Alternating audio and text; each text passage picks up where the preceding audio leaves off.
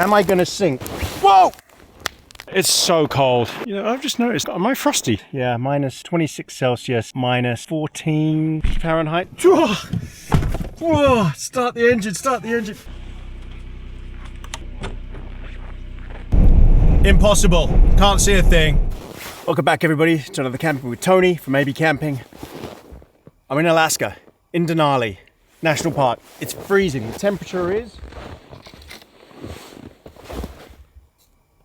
negative 21 Celsius, which is about negative 4 Fahrenheit. It's chilly.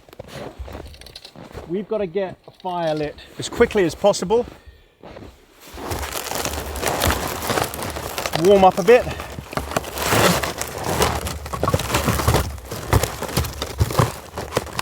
And then we've got to put some dinner on.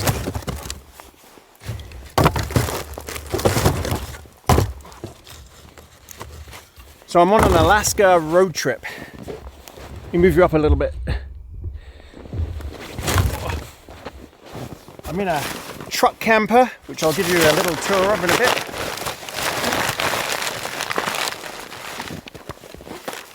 It's middle of January. My fingers are freezing.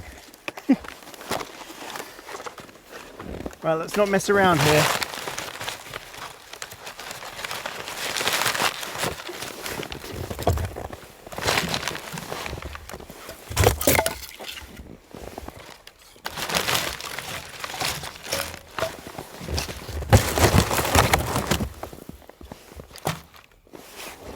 I haven't got much firewood.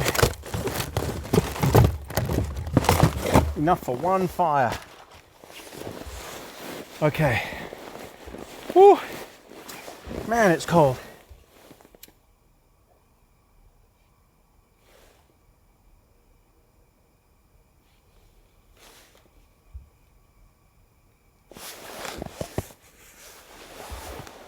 All right, that should do its thing.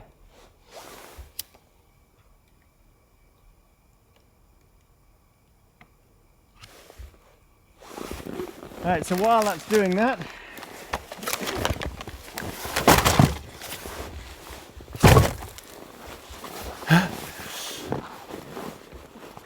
let me show you the truck. Oh, yeah, that's going to take off really quickly. So I've got my seat here. That'll give me a little bit of insulation. I could put a pad underneath there. Here's a little walkway that I carved. I did all this in the last video. If you're interested, go back and watch that one. This is a series. This is the 6th video. 6 already. Gosh, time flies. This is the truck camper. It's a Toyota Tundra TRD V8, very powerful. All set up by Alaska Overlander in Anchorage. Everything about it is beefy.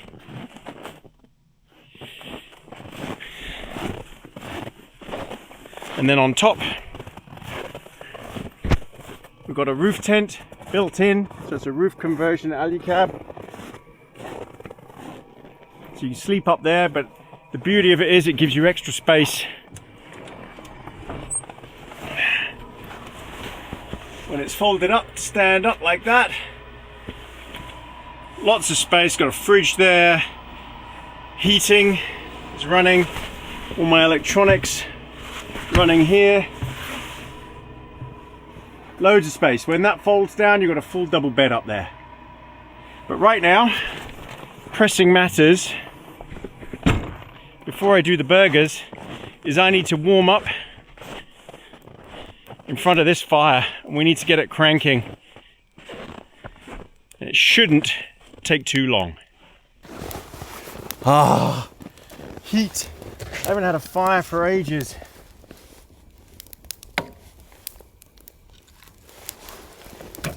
So the rules in the national park here are that you're not allowed to chop down or use any of the wood here in the forest. My fingers. I've got hand warmers in my pockets. My jacket is good down to way below -30. My boots are good down to -100. They're Baffins. And I've got insulated Wrangler jeans on. Very thick lining. The only thing that's holding my fingers, I do have big gloves, but I need the dexterity. In my pocket here, bear spray. Not there'll be any bears, but you can use it for wolves, moose, anything. So keep that handy. All right, this is going to be cranking off some good heat shortly. Now you're meant to set the fire up below, but there's so full of snow and you can't get to it from the other side. It will just melt and go out. So I'm doing it on top here. It's good to be on top, she said. Oh, the trip has been fantastic. Having a great time. I've been going easy on the food and just eating a lot of rehydrated meals because it's easy. But tonight we're going to cook burgers. So let me get all my cooking gear, bring it over, and we'll get them on. Okay, so we've got Wagyu beef burgers. How's the fire?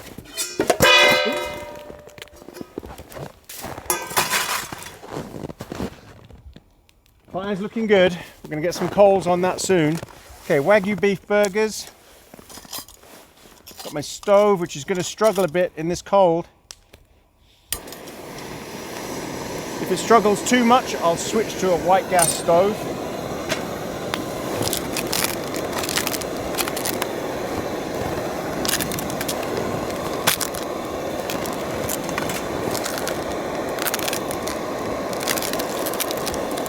Oh man,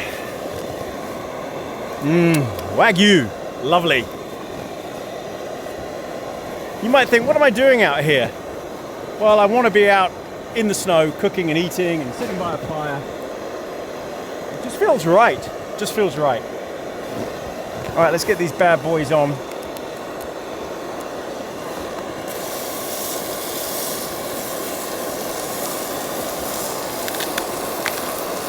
Oh yeah, instantly smell great.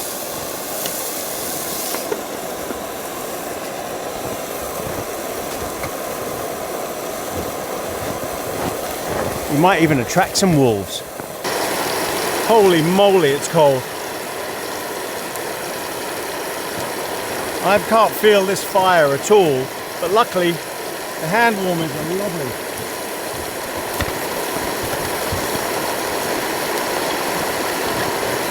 All right, so we've got burger buns ready to go.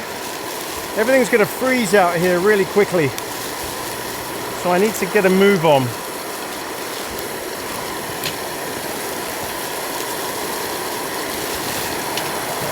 Burger buns. Now, if you see a bear come up behind me, oh, you've lost me. If you see a bear come up behind me or a wolf or something, let me know. You're behind the smoke. Let me move the camera. How's that, better? Good. All right. Diet Dr. Pepper for the win before it freezes solid. Cheers, everybody. Thanks for coming on this.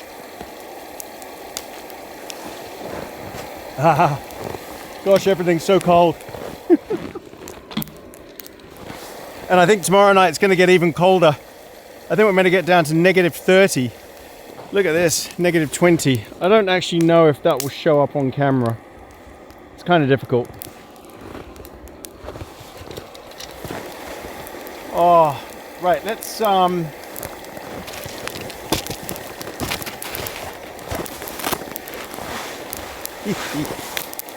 so this seat is a Crazy Creek Longback, I think it's called. Just protects you from the base, and it's lightweight. Ah, look at that. You can lean back, comfy. Okay, let's deal with the burgers.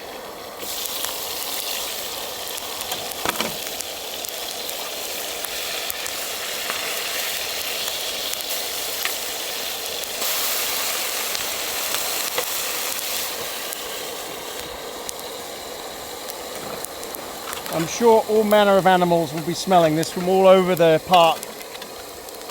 So the quicker we do it, the better.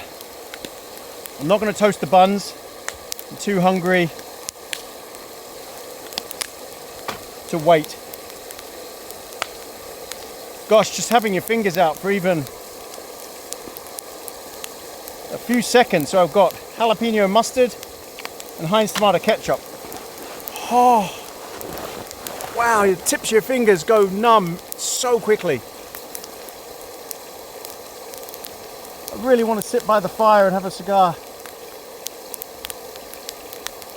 I will warm up next to that fire.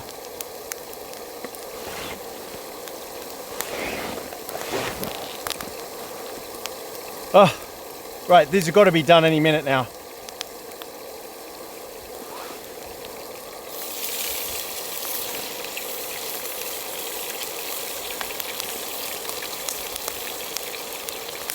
They are looking good. I think we're good to go.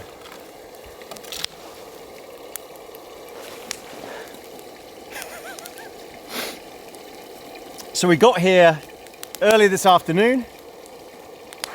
I've just been sitting and chilling, working out what to do.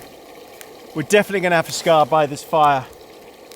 Tomorrow we're going to do a big explore in Denali Park. Good walk around, have a look around, maybe some snowshoeing, maybe see some animals. And we're going to stay here another night. But I think tomorrow night, because I've got no more firewood, I think tomorrow night we'll be in the van. Cook something in the van and go for an evening walk as well, which would be quite spooky.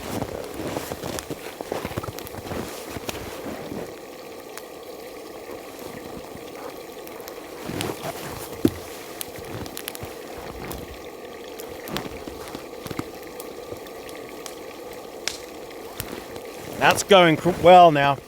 Okay.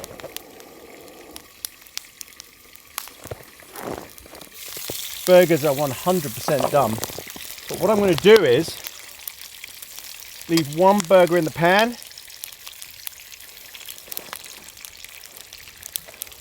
Have one first so it doesn't get cold.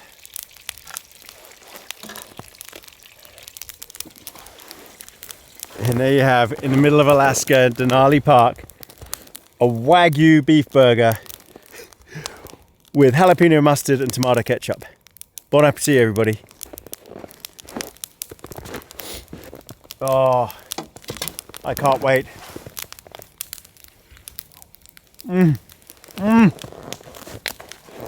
Oh.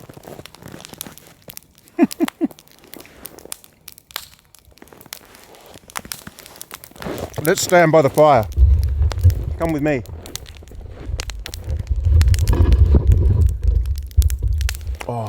Oh, that's nice by the fire. That's good. Very good.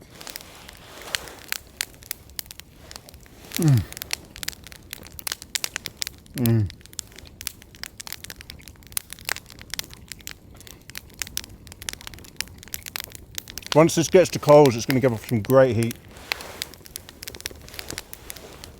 You can feel it already through my legs. Can you tell how cold it is? From my breath?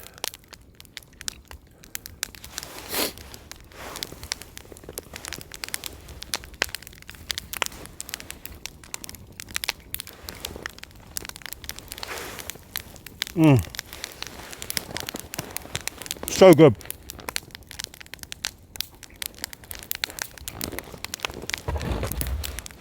Just chuck it all on now. No point messing around.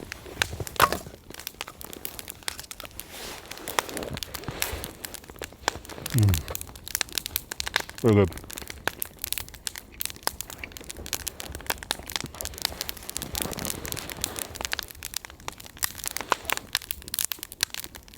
Now tomorrow night, it's going to be much colder. Which is why there's no point even trying to have a fire tomorrow night. It won't help.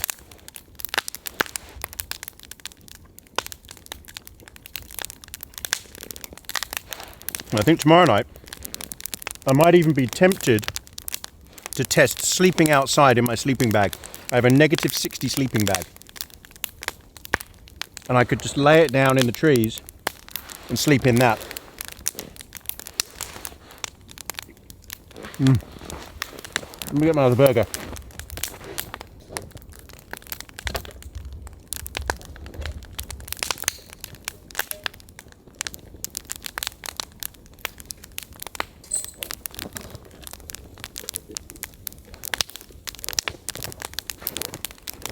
Oh yeah.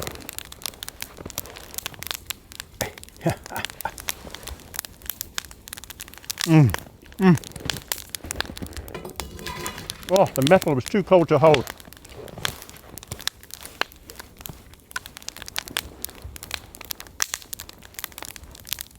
This is so cold. It's awesome. So I'm from New Zealand. Well, I live in New Zealand. And right now, mid-January, it's the middle of summer there.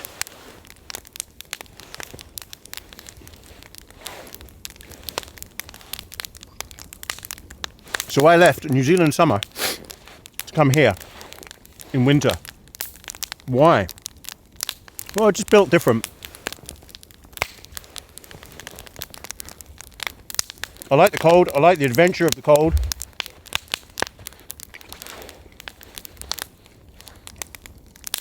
I like the survival aspect of it and how to stay warm. No bugs. No tourists. I've got Denali Park to myself except for maybe 2 other campers. Amazing. No bears because they're all asleep. The only thing you've got to contend with are moose and wolves.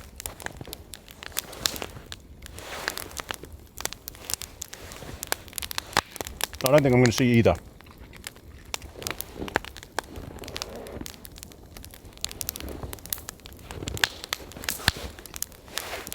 This fire is now absolutely cranking. What I need to do is work out if I can sit on the snow on my chair right next to the fire. The thing is, the snow is really light and fluffy. So I don't know if that's going to work.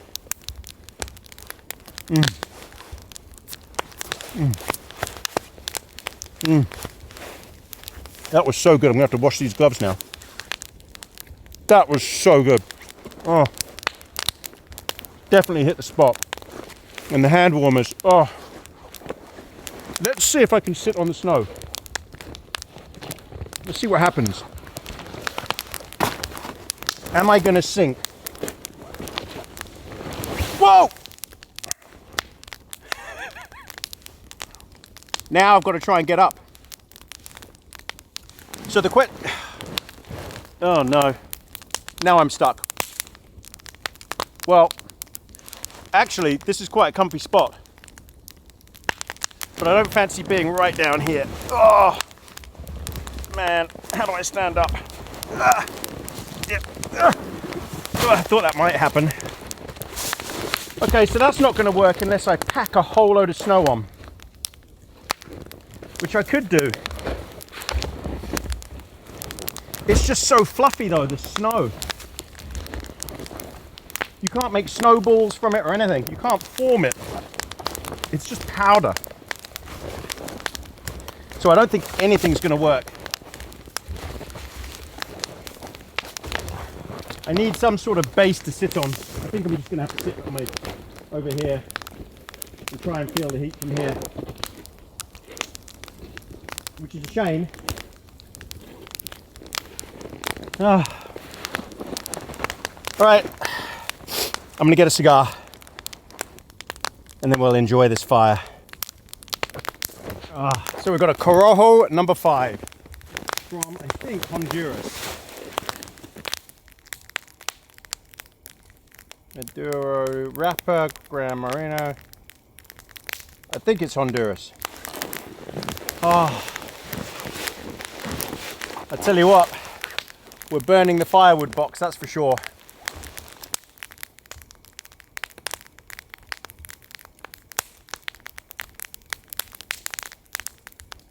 So thanks again everyone for coming on this trip. I hope you've enjoyed these series of videos. if you haven't been following,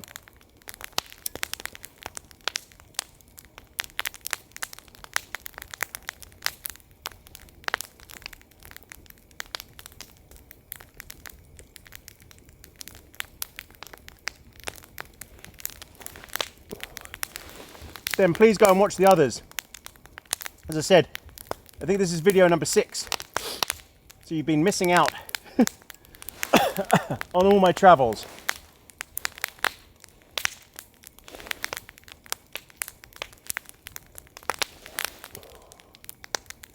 Oh. You know what? I do have another chair that I could put there. But I don't want to sit right next to it anyway. You know what? It's spitting. So, best not to. Safer. I'm actually comfy here. This chair, this crazy creak long back chair is very good.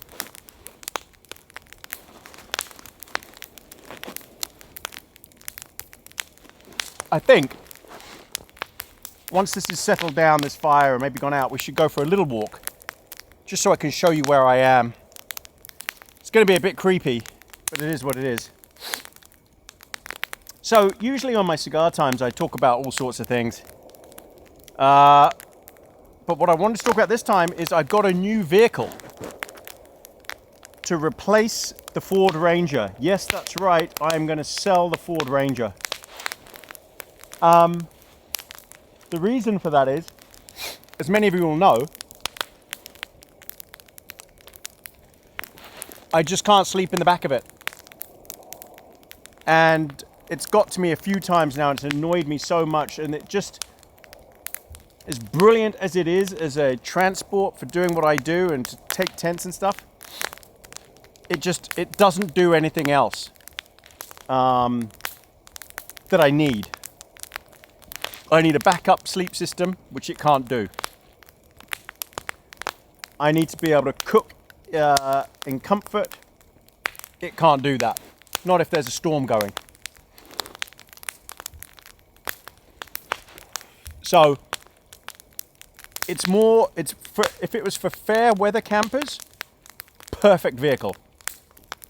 Yeah. But because I go out in storms and rainy conditions and snow and stuff like that, it's not suitable. It doesn't give me enough shelter options. Even though it can handle those conditions itself, no problem, I'm uncomfortable.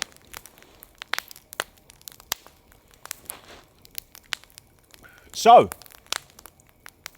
I'm getting a new vehicle, swapping it out. Or I'm going to sell it, but I've bought a new one.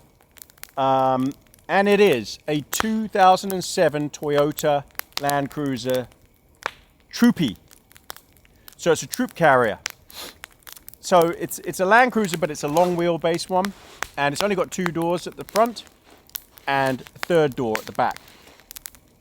So there's a lot of space inside to sleep and everything else. And I'm getting a conversion done like this truck has, where it has a built-in pop-up roof, and you can sleep in that. So a roof conversion.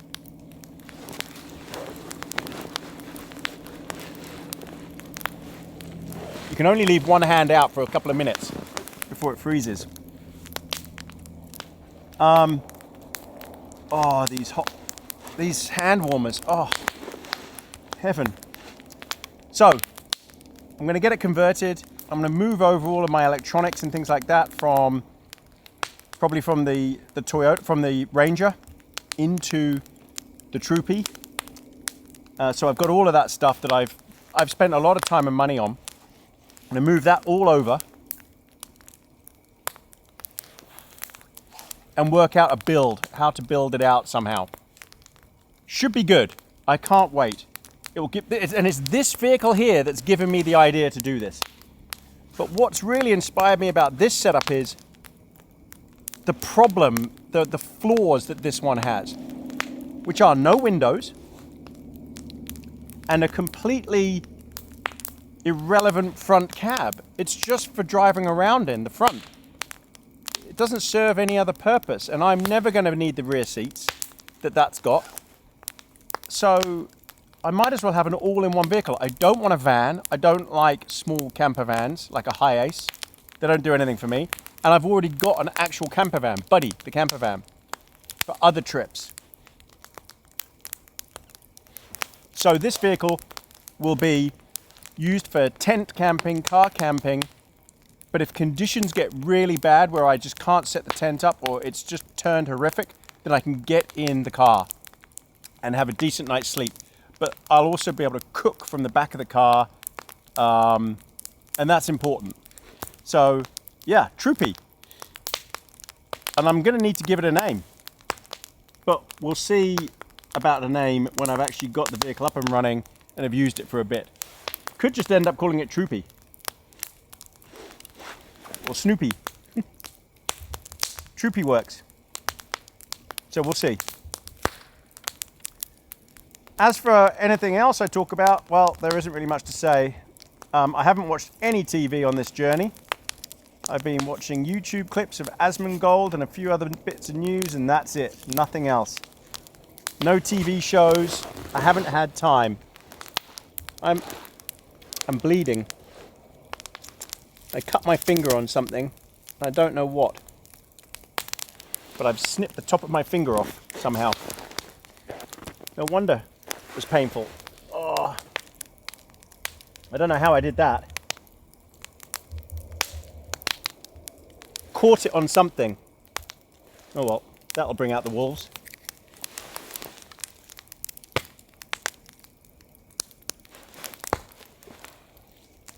Right, I need a way to pick these logs up that have fallen out.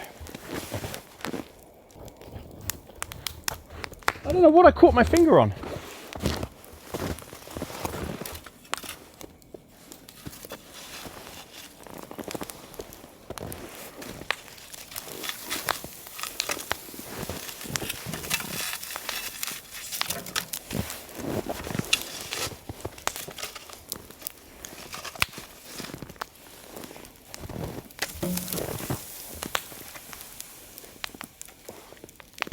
I can't touch the metal on the shovel. My hand will stick to it. So I can only hold it by the plastic handle. Should have put rubber gloves on. Yeah, can't believe I did that. Silly.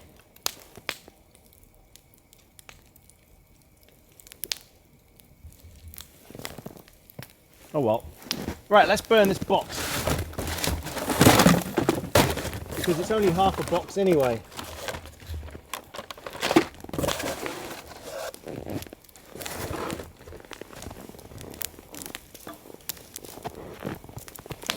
So let's get this thing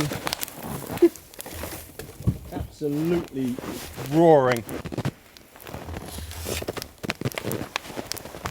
Might need to put a plaster on my finger.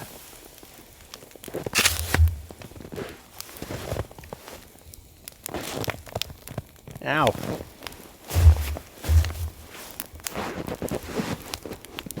Hey, check it out. Oh, that's great heat. That is lovely. Oh, bliss. How awesome is this fire?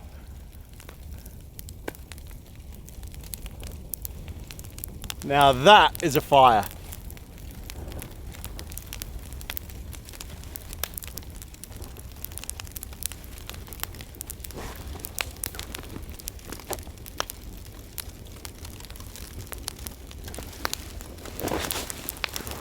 Oh, the warmth, oh, it's lovely.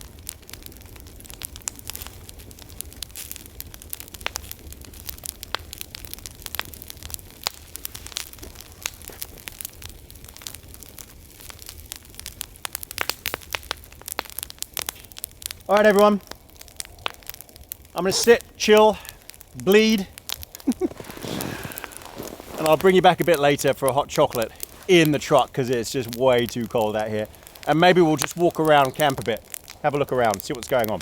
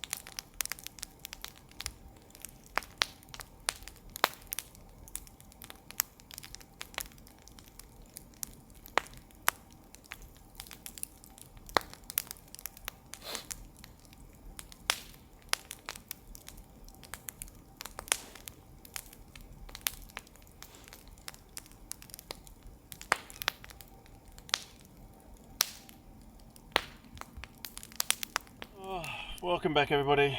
Well, my plans for a walk ended. I came in and I was just so tired because I didn't sleep much last night and had such a long drive today.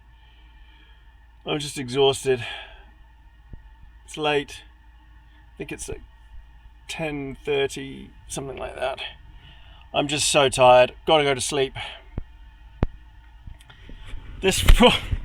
I can't get over the amount of frost on these buttons in here, but the pad at the bottom works very well. It reflects the heat back onto my feet, stops the frost getting in, the cold, the ice getting down to my feet. So definitely you need to have a pad down there like that. The Nemo pad is what I'm using, this, whatever it's called, switchback, something like that. That works. Got my extra blanket that I got in Dead Horse, and I got the duvet.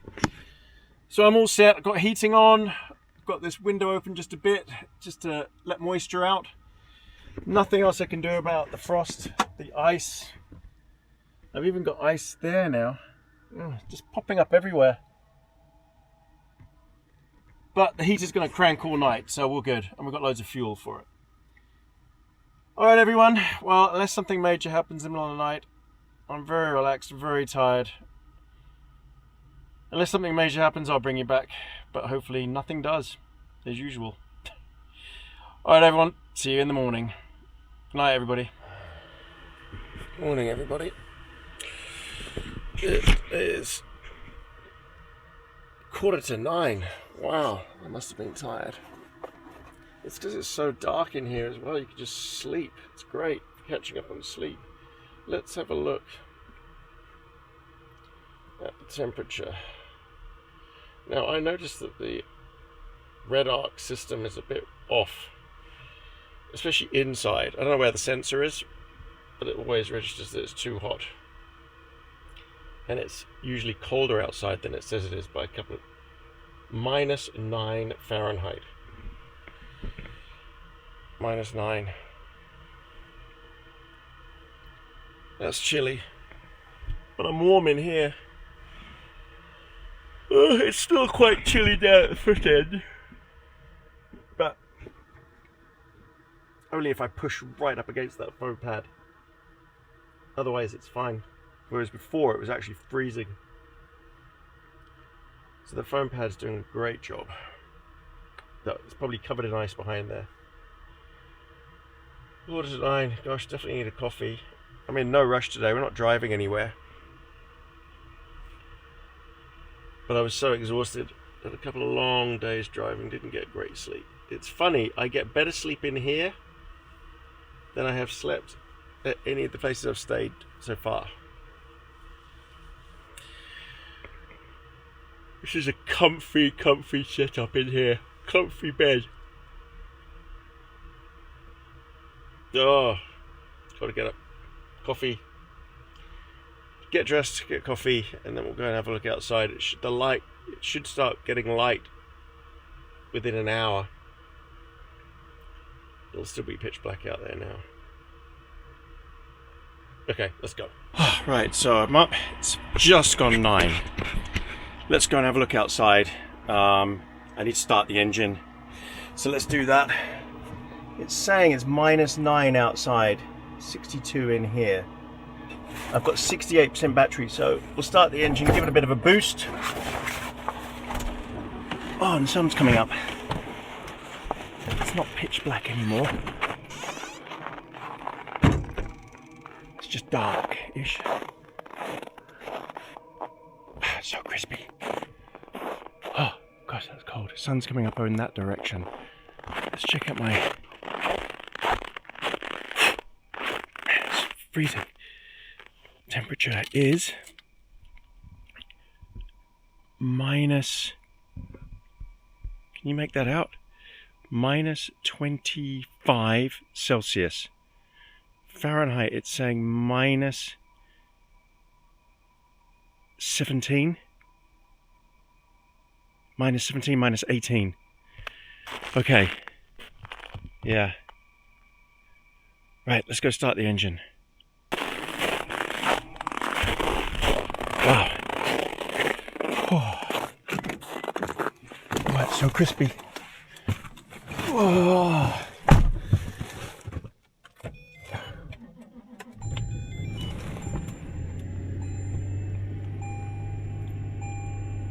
Whew.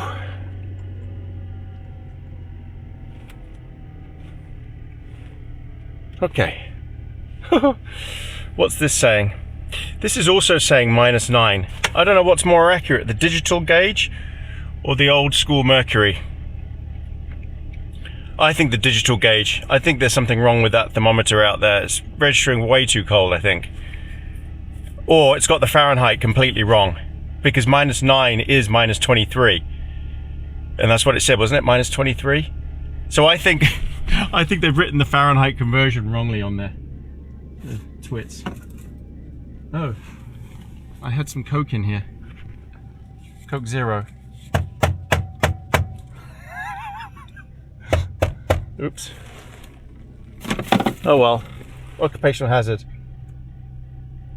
Oh, holy moly. Right. I think it's time to go and have a coffee.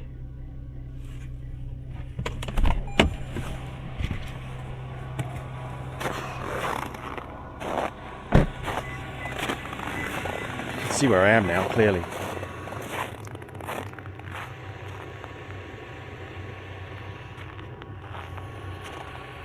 Wow, it's a beautiful place, it really is.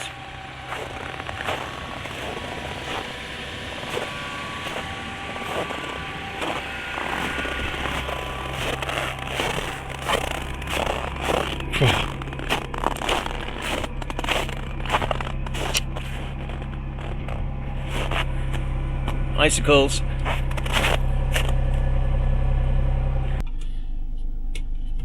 Man, everything is colder.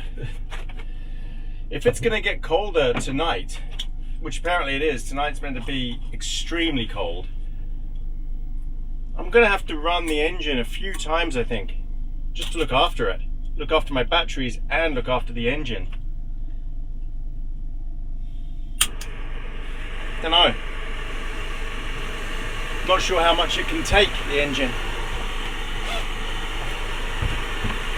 It's fully set up for winter, all the fluids and everything, but from my experience it's the belts struggle. I don't know how reliant this truck is on a serpentine belt or whether it's a chain, but it seems daft to me that one thing, serpentine belt goes, and that's it. Your vehicle is undrivable because there's no longer any power. And that serpentine belt in the truck, in that Dodge Ram, it's a good job I bought another coffee. The serpentine in the Dodge Ram ran the water pump as well. It did everything. Single point of failure. Really stupid design. It's to save money. I know that's why they did it. They don't care about reliability anymore. It's to save money. If all they cared about was reliability, they wouldn't build something that's so daft. Yeah. So can the truck take it, those temperatures? Well, I think it can, because the guys who had it before me, the German father and son, they had it out in -50. But they did start having problems. Some components in here snapped because they didn't run the heating hot enough in here. I think they had it set to 50 and it needed to be at 60. And I think there is an issue at the front of the engine with the plastic louvres that are a shield. I think they stopped working. It just got too cold for them and they couldn't close and protect the engine. So I'm not sure what actually happened. I don't think they broke down at all. I think the engine was fine. It was just some of the plastic bits broke. I think you need a vehicle built by Arctic Trucks. They know what they're doing. They do modifications on vehicles. They remove all the stuff that can break and they replace it with stuff that won't. Right, coffee. Actually, I'm going to have a mocha.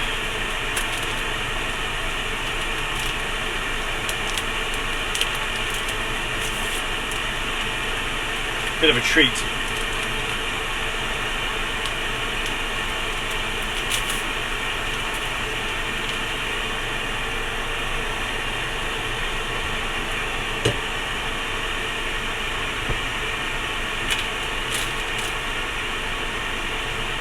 So my biggest concern is battery at the moment.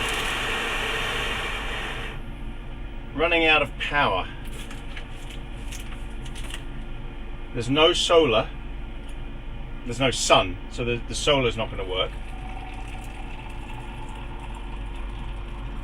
So my only form of recharging the batteries here, because there's no power supply either to plug into. There's no power source here. So my only option is to keep running the engine to charge. And running at 1 hour doesn't do much. So I'm at 71% now. This is saying it needs 3 hours to charge it up to 100%. But I'm going to be using it through the day as well.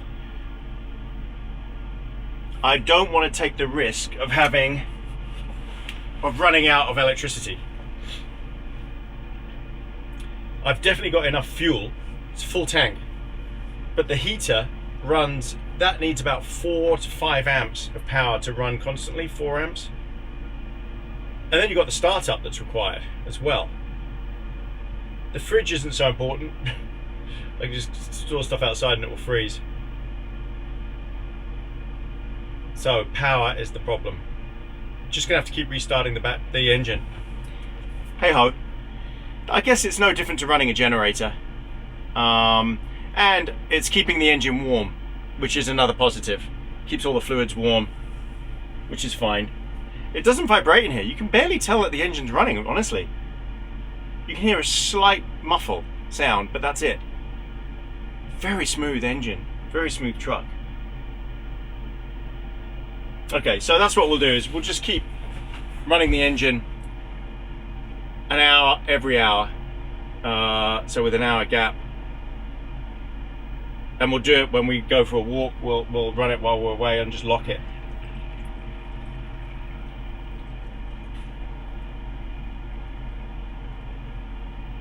So yeah, I guess it is no difference to having a generator. It's just quieter than a generator.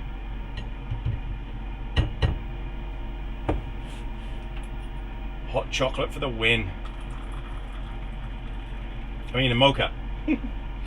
Not hot chocolate.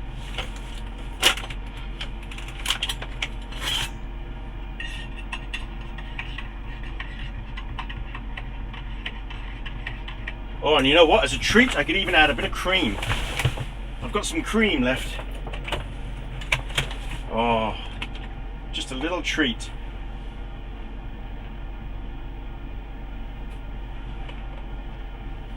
Yum. Oh, we're going all out here. So I keep getting questions about ablutions. What do I need to do when I need to go to the loo? Number 2 wise. Well, I found out last night because I had to. People are curious, they want to know. So in here, there's a pull-out toilet. It's just a stand. It's just a seat with a hole in. It looks like a toilet lid and everything. And you put these in. You put one of these things in. I'll show you.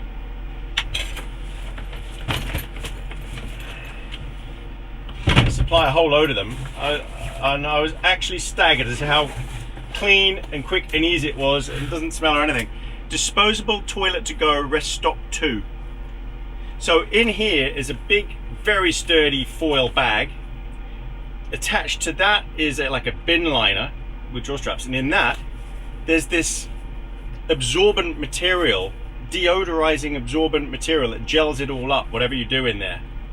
And then you pull the drawstring tight, and then you seal this up, and that can go in normal trash facilities as disposable waste, compostable waste.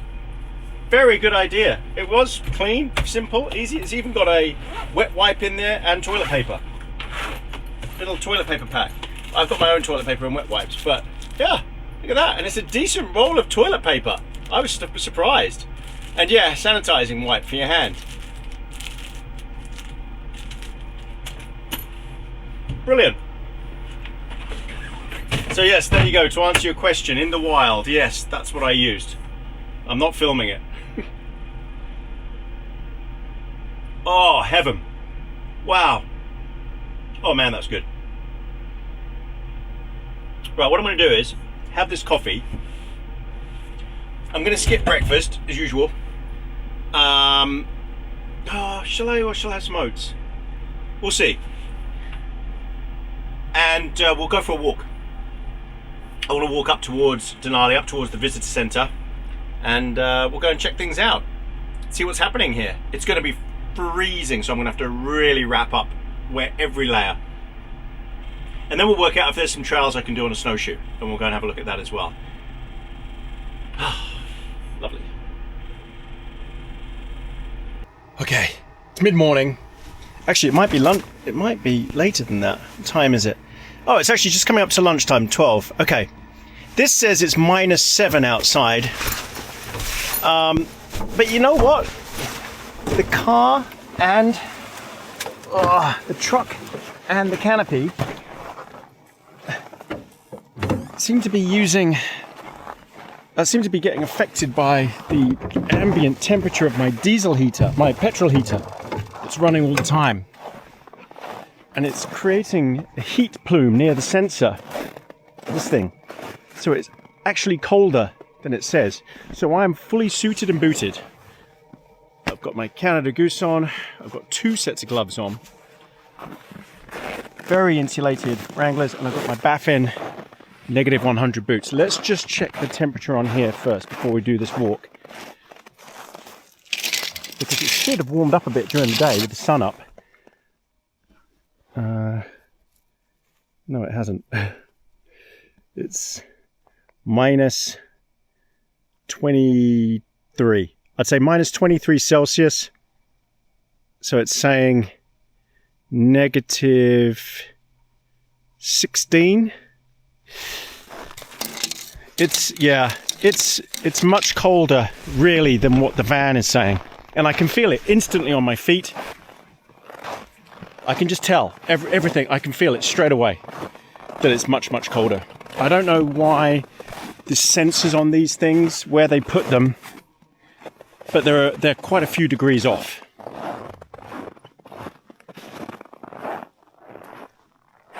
So what we need to do is find a trail that we can just walk on.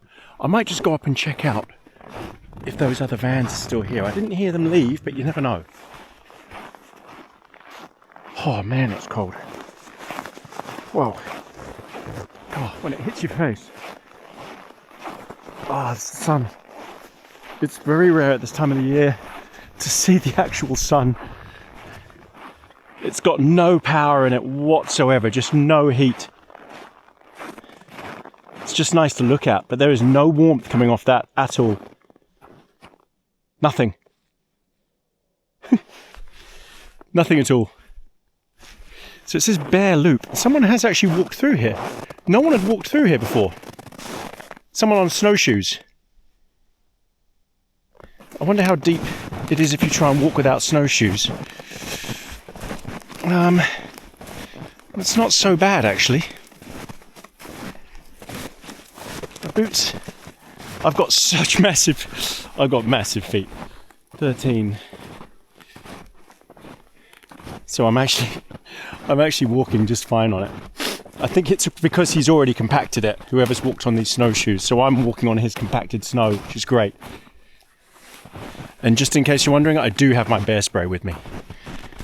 So this is a walk, an actual trail, food locker storage.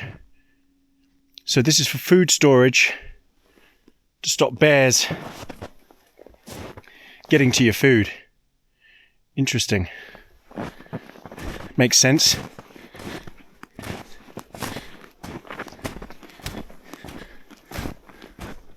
Some sort of... Oh, this is a toilet block. So this is all the rest of the campground that's cut off. Hey, look, they've got powered sockets here. I bet they're all shut off as well. That's for plugging a camper van sockets in.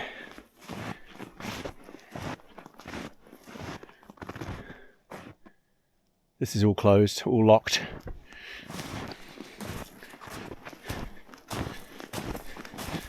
Wolf Loop Amphitheatre. Okay, so I guess I could put the snowshoes on. Oh, these are skis. So someone's been skiing here, and then we've also got some sort of snowplow. This is a big campground. Yeah, so these trails, they've got ski trails here, literally, cross-country skiing. And you just sit in the tracks. Excellent. Well, we'll walk back, go onto the campground, and go and find the Denali Visitor Centre. And I wonder if you can actually see Denali from down here. I can never remember the name. Is it McKinley? It was a former president. Didn't Trump just rename it back to Mount McKinley? I can't remember. He does so many stupid things. Some good things, many stupid things. Of course, the point in renaming it. Yeah, I don't know if you can actually see Denali from down here or not, if you have to drive up the road a bit. Tell you what. Whew, man, it's cold.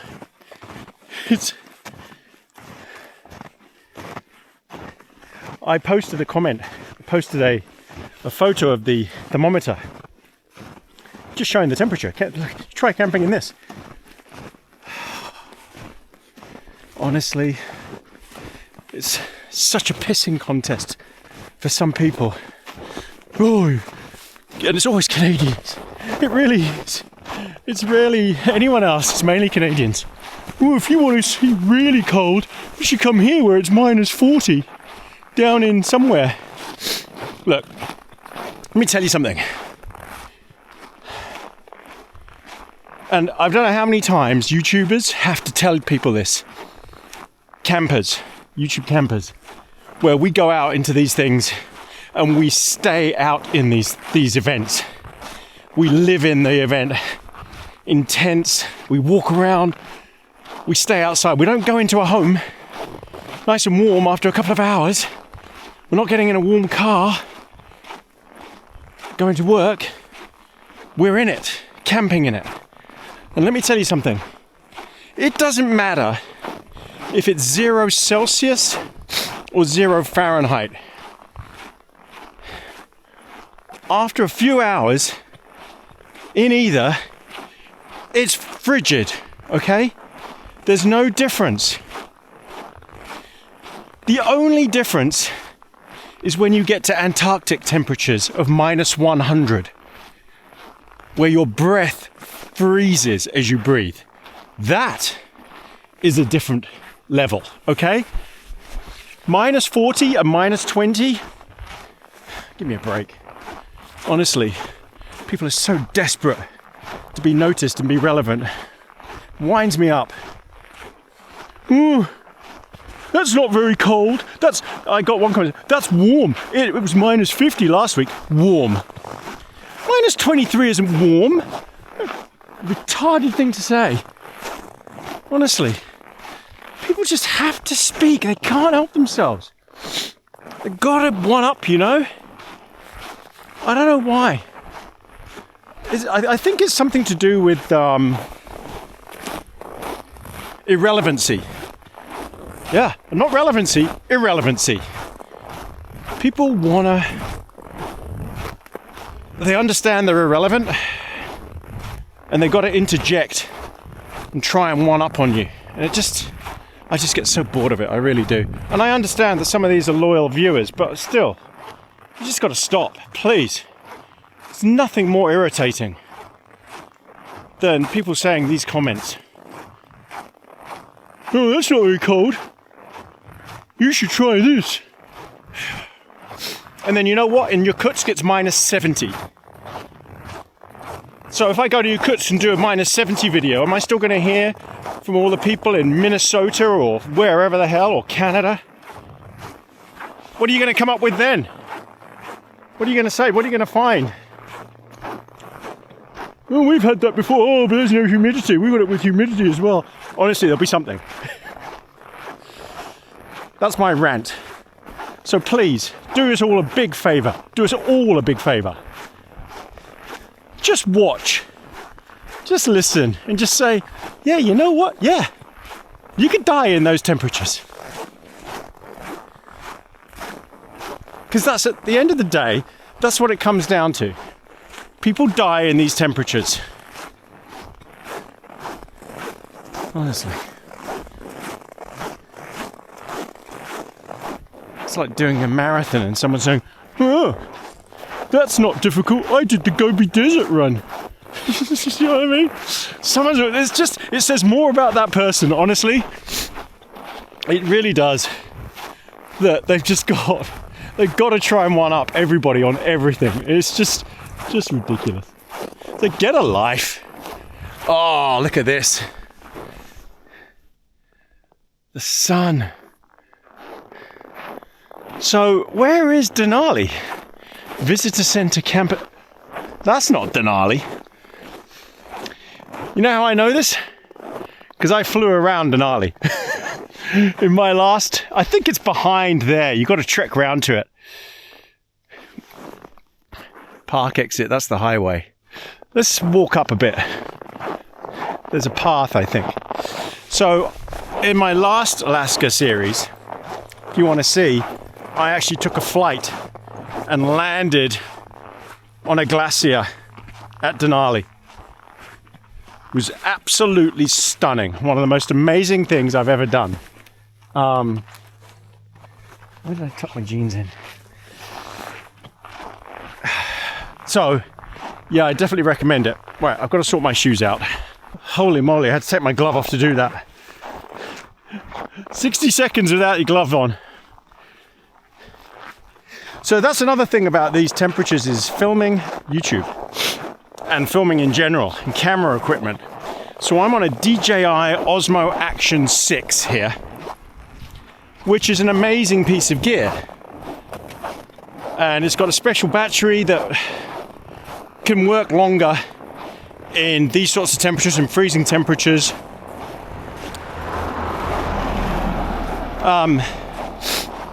But camera gear fails. It dies really quickly. This battery won't last long in these temperatures.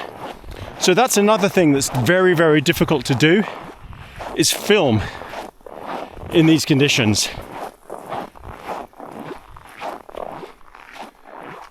Look at this. It's just ice road.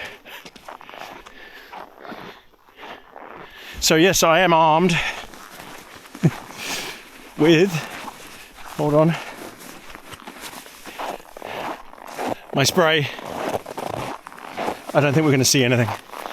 Honestly, there's no moose tracks, no wolf tracks, nothing. A couple of weeks ago here,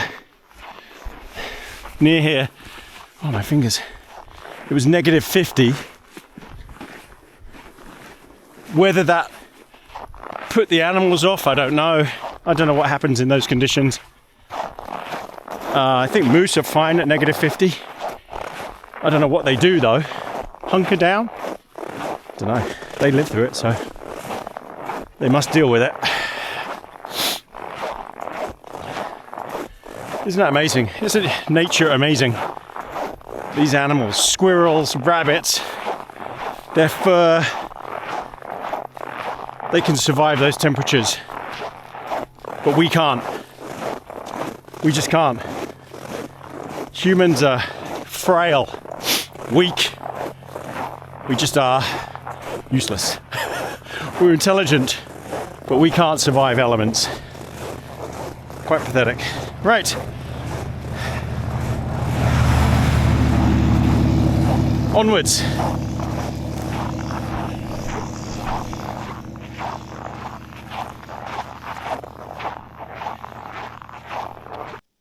Right, I've walked a mile.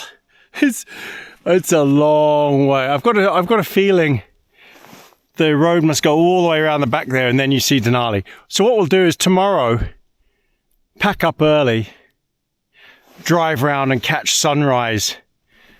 Catch sunrise hitting Denali. I think that would be pretty spectacular. Because it's cold. And it's beautiful. Look at this.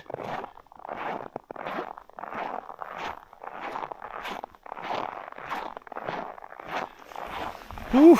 I would not want to be in any other coat, any other parka than this.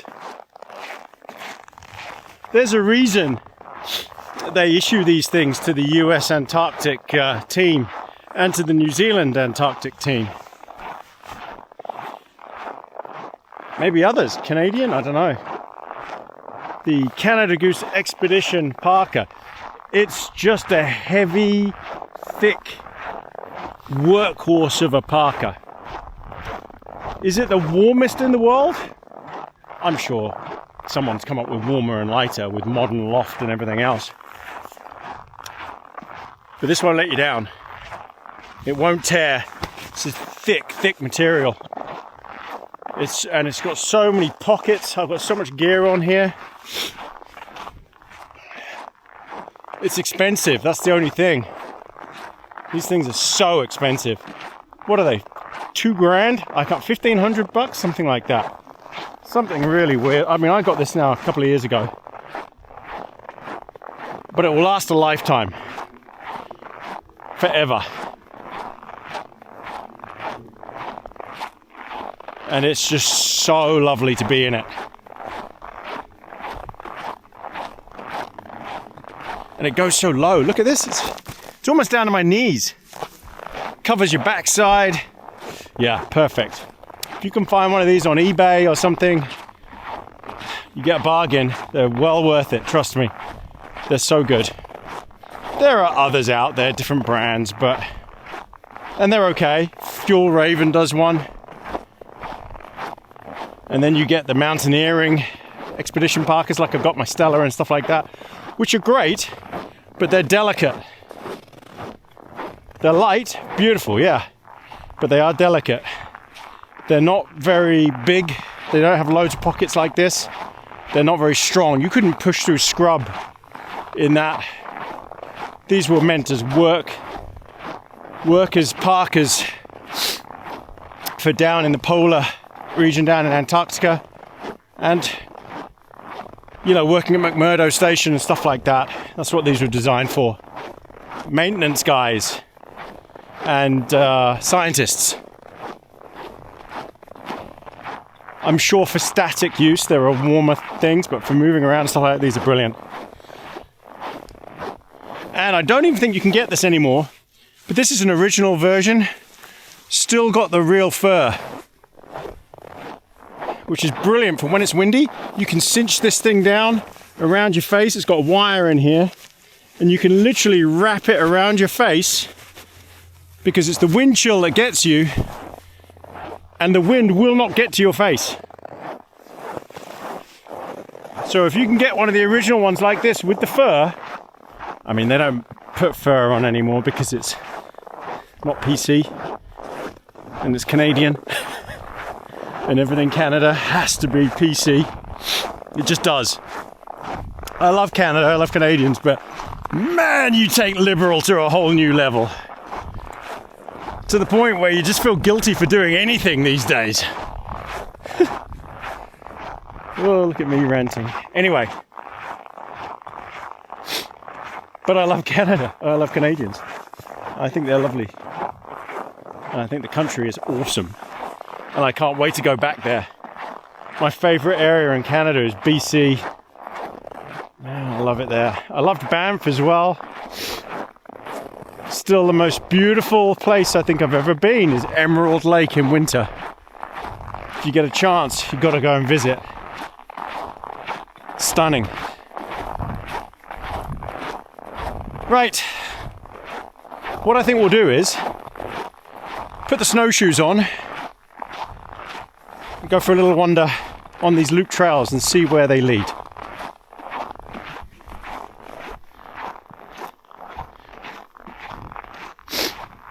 I might have to strip off a bit though if I'm going to do that. I can't wear this parka. So I'll have to strip this off and put a different jacket on. And then we can go for a walk on the snowshoes. Make the most of the last of this bit of sun that we've got.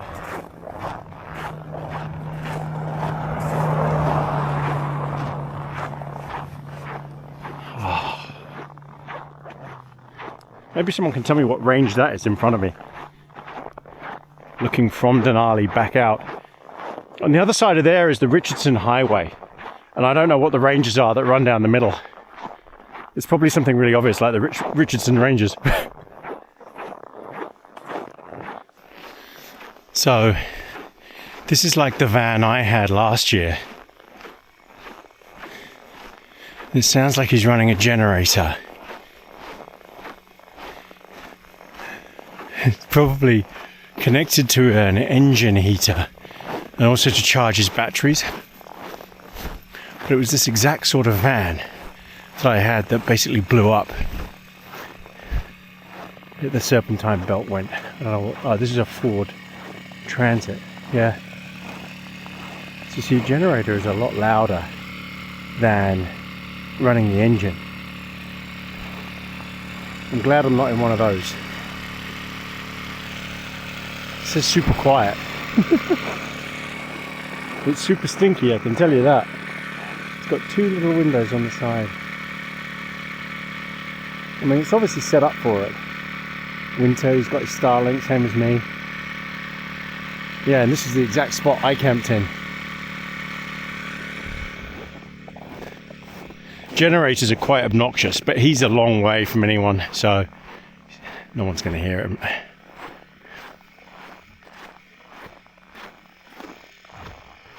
People have been exploring the trails. Oh, this is a beautiful spot. It really is lovely here. You know, I've just noticed, am I frosty? Can't tell. I can't tell on the screen. My face feels frosty. Maybe you can all tell me in the comments. Am I frosty or not? My jacket's frosting up around here. So maybe I am. I just can't tell with the screen. It's so tiny. And look at my spot here. I've got a great spot. Secluded, private, no one else around me. The closest tent site is over there. I don't think anyone's going in there now. What a great little spot. What an awesome truck. I might start it up again. Give the batteries another boost. Keep the engine warm because temperature will start to plummet again tonight. I don't have any more firewood, so we're not going to have another fire. Got to scoop all this back up. Temperature still hovering 20, minus 21, minus 22. Still the same. Right, I'm going to look at my phone, see if I'm frosty. Do I want a snowshoe now? No, sun's going down. It's so cold. I don't think I do. I think I am frosty. I can feel it. Yeah, I don't think I want to. I want to start the engine, I want to warm up, and I need to get a hot drink on, I need something to eat. And then watch the last of the sunset. Maybe we'll walk out. I know there's a spot down here we can walk to. I can take a hot drink and watch the sunset. That's what we'll do. Right. Let's go and see the last. Now the sun disappeared behind some clouds. But we'll walk down the road a bit. Go and have a look before it's completely dark. Let's just check the temperature. See if it's warmed up or not. No, it still says minus 26 here. I can't remember what. Oh, it makes you cough just the cold of it. I can't remember what it was earlier. But that says, yeah, minus 26 Celsius, minus 10, 11, 12, 13, 14 Fahrenheit, something like that.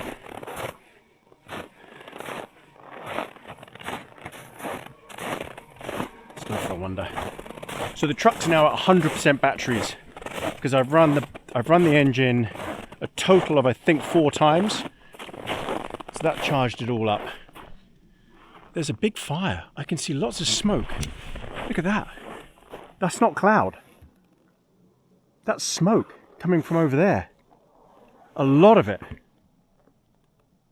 Wow. What's going on there? So much smoke. I hope it's not a forest fire. You would think in winter that sort of thing wouldn't happen. I'm completely suited again. Got my bear spray. I was reading about any attacks in Denali Park, animal attacks. There's only ever been one fatality, bear fatality. Grizzly bear. That really is a lot of smoke. It smells very smoky. Grizzly bear killed a guy. It was early 2000s. He got too close to it, basically. He was filming it. And he got like within 30 feet of it. And it killed him. There haven't been any wolf attacks here. So, yeah. They did close the park because of wolves a while ago. And then reopened again for camping. I don't know if that's smoke or if that's cloud, but it's moving very fast. But it's just such a strong smell of smoke.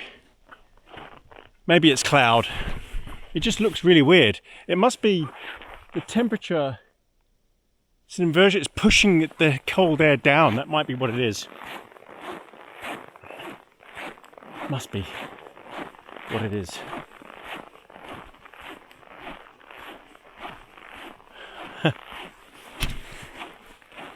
Wow, actually, you know what? It is a lot colder. It just feels it. I didn't think that sun had done anything, but you see that? See, is that smoke or is that cloud? Maybe it's cloud. Some sort of inversion layer coming down and settling on us now. Very strange. It's a completely clear sky. In fact, there's the moon. I don't know if you can see it. Holy moly, it's cold. Got to keep moving.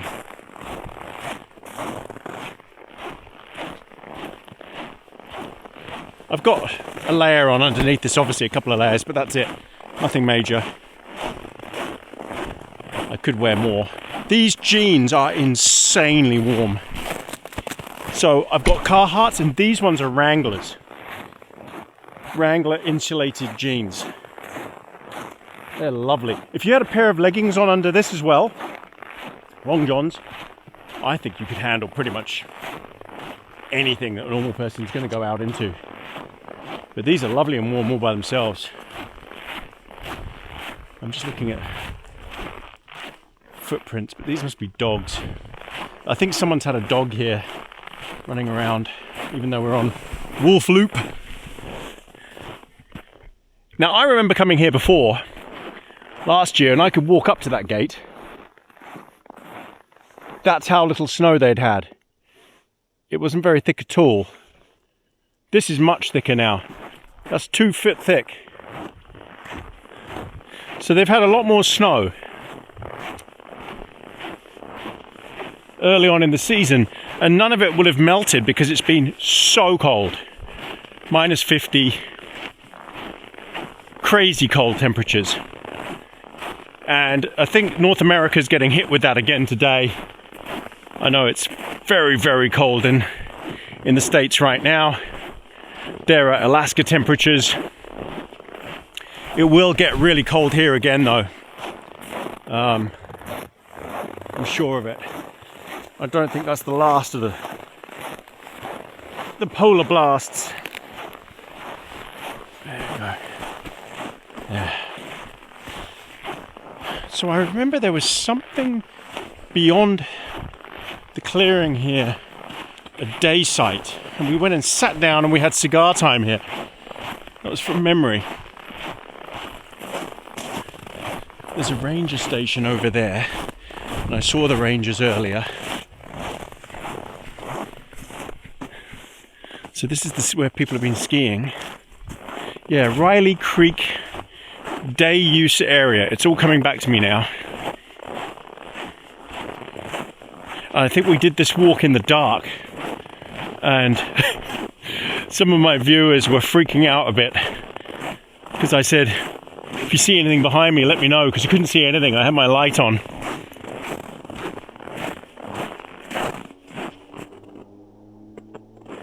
You can hear the highway in the distance. Yeah, so people were freaking out a little bit in case they did see something behind me.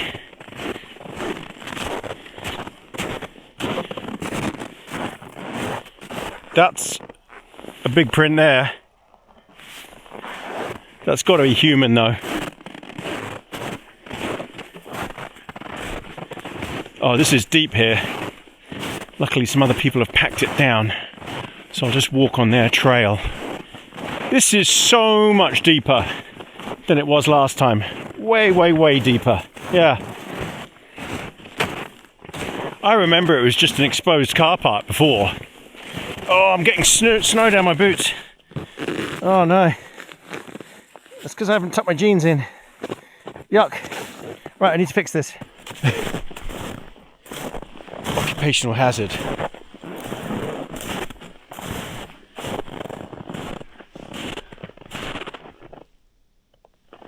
Oh man, it's much colder. I can definitely feel the temperature dropping. Well, so if last night got down to -9 Fahrenheit, what on earth's it going to get down to today? It's been colder today than it was all last night. The forecasts, obviously, look, someone's given up.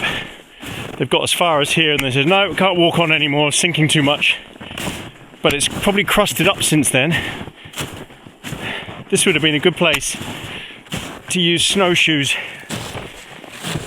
because you punch through this crust. Oh, it's so deep. Bernie and Bolly would love this. Bernie would just be just in case you don't know, Bernie's my border collie, and his sister Bolly. They would go pounding through this snow. I don't know how they could take the temperature though. I mean, Scotland doesn't get this cold, and that's where they're bred. I think you'd need huskies for this. This is hard work. Breaking through this crust, and the snow doesn't really pack down because it's so fluffy. So it doesn't compact very well. I can see why they turned back. I might have to. Goes on and on. But that's where I sat and had a cigar last time. Woo! Okay. And we missed the sunset anyway because it's behind that cloud.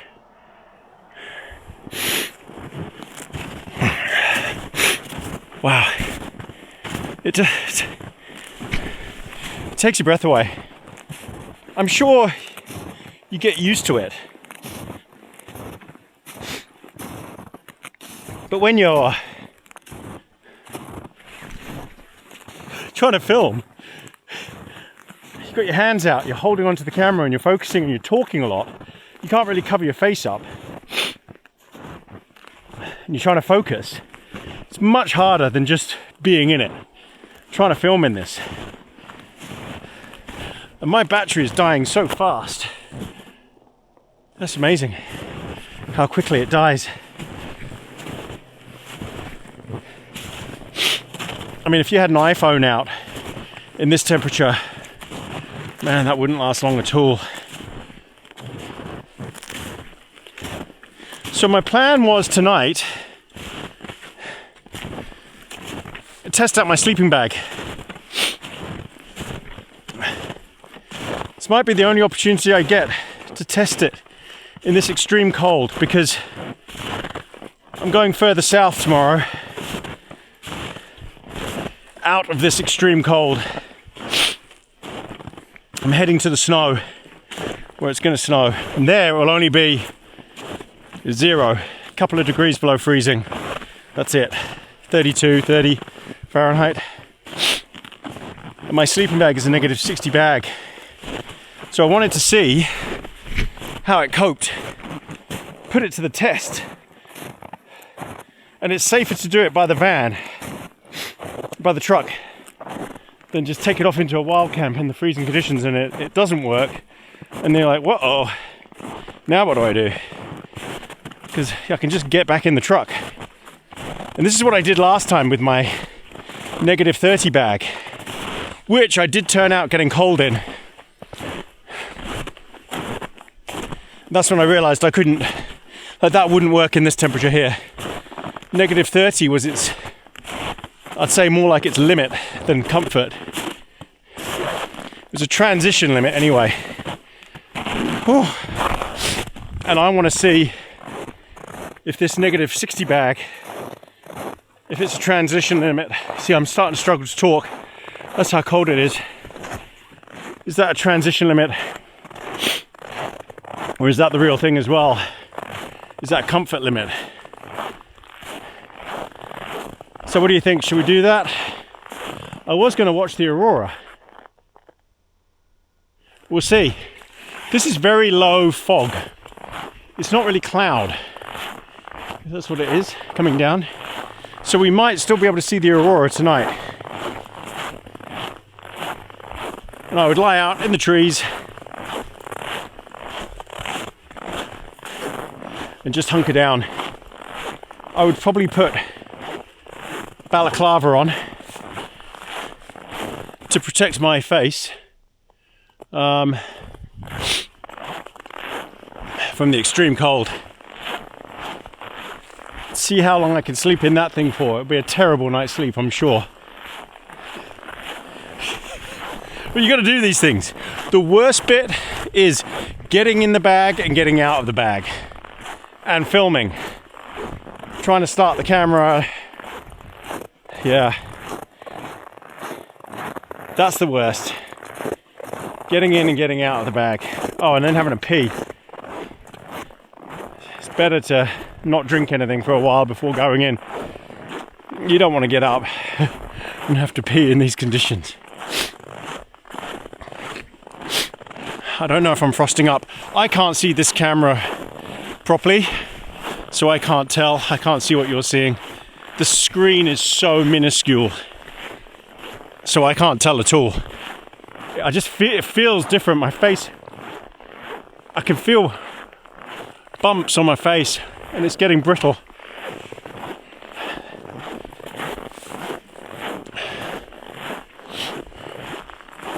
So I can't tell if I'm freezing or not. So yeah, I think that's the plan. We'll have dinner,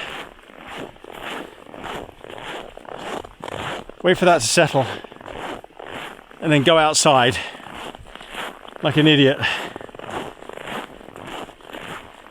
and get in the bag. I've got to take the bag out of its stuff sack to let it warm up. I might crack some hand warmers to put in there as well. And I might even make a hot water bottle to put in the bottom just so it's warm when I get in. I've got to inflate the pad. I'll probably have to do that a couple of times because when you inflate it with warmer air, it does, it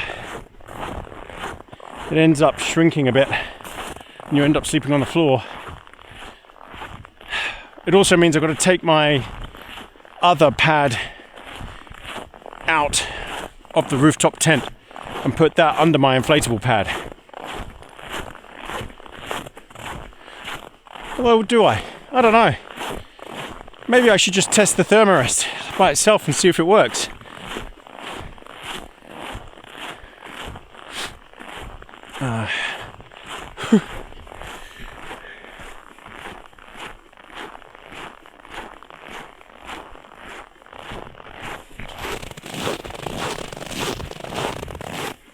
I love the crunchy snow.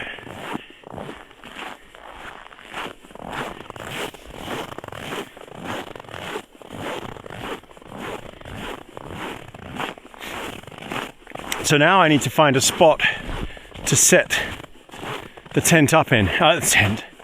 Sleeping bag. Better to do that now. I wonder if I can go. It's definitely a dog. The dog's peed here. I wonder if I can, because it's so deep, I'll end up sinking into the snow.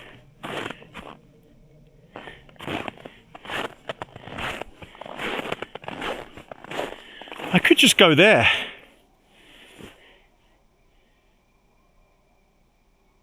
I just have to dig a path. It'd be kind of cool to go here under the tree as well.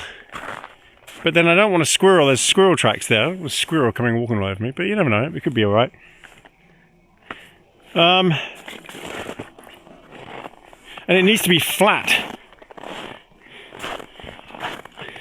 I mean, I could just set it up right here, right behind the truck, on the ground here, and test it. Yeah, why not?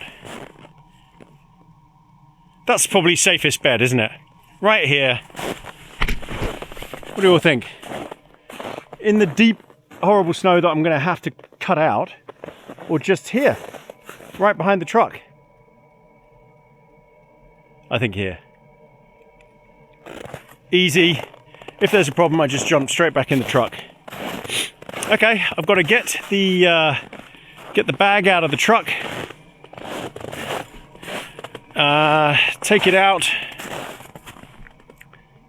Let it warm up a bit. Maybe I'll put it in the roof. Let it heat up. How's my face? Oh, I can see it now. Hi, everybody. Wow. All right, everyone. So now we know what we're doing. So I'll bring you back for dinner and then a camp out. Oh, it's hurting my face to... And I'm definitely going to have to put my balaclava on, that's for sure. Yeah, so bring you back for dinner. Madness. Right, I needed dinner. This is what I had for lunch. I had... Because I needed a lot of food today to stay warm. I had the Mountain House Buffalo style chicken mac and cheese. That was very good. And then I had the Backpackers Pantry mango sticky rice. That was pretty average. Gotta say, not impressed with Backpackers Pantry. I won't be getting them anymore. Mountain House, still good. Definite go-to. But the best, I think, is still these Peak Refuel. These things are great. So this one is beef pasta marinara. It's 49 grams of protein, which is superb. And it's 1,040 calories in this one pack. So it needs... Why do they make the writing so small? They could just make it massive. 8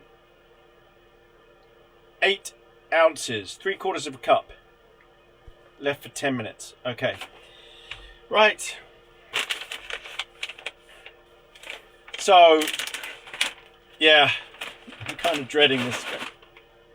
Oh, that smells good. Real pasta in here. Lots of beef. These Peak Refuel meals, God, I wish I could get them in New Zealand. Not that I have many rehydrated meals in New Zealand, but for van camping, when you don't want to make a mess or smell and stink the place out, they are good. Okay, let's crank that.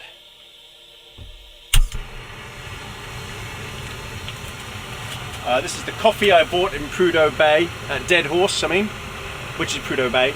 Pipeline blend coffee. I've used up my other, so we'll be having that tomorrow. Yeah, I'm kind of dreading the sleeping outside thing. It's so cold out there. And I'll be honest, I'm quite nervous because I've done it before.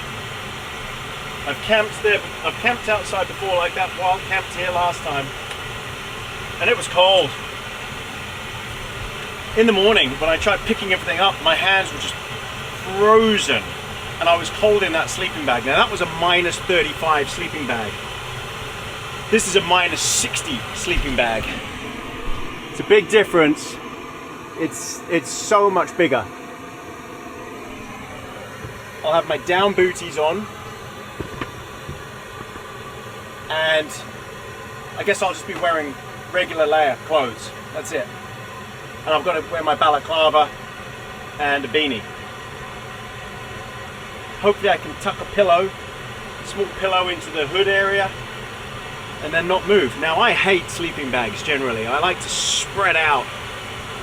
I really dislike being cocooned in and not being able to turn over. I'm a side sleeper. So I'm fully expecting to have a rubbish night's sleep. Here's what it is. Okay, I'm looking forward to this. Beef pasta marinara, 10 minutes. Should be good. Oh, right, time's up. Let's have dinner.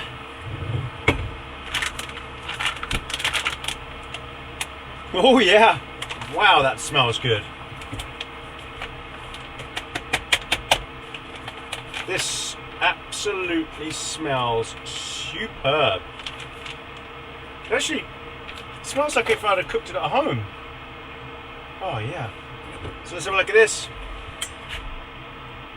Whoa, pieces of beef. What is this actually called? Beef pasta marinara. Check it out. Bon appetit, everybody. This is 1,000 calories, 49 grams of protein.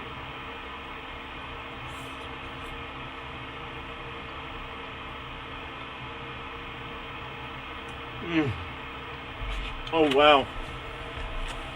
I'm telling you, these guys, Peak Refuel, these are the best, without doubt. The best rehydrated meals.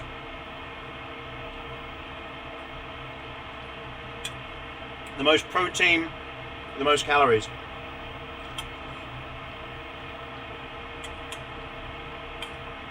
And the flavors are spot on. There's really good meat. And pasta, oh, it's lovely.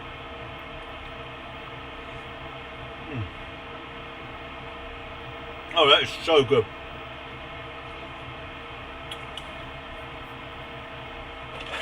I wish I could get these in New Zealand. I'm going to have to try. All right, everyone.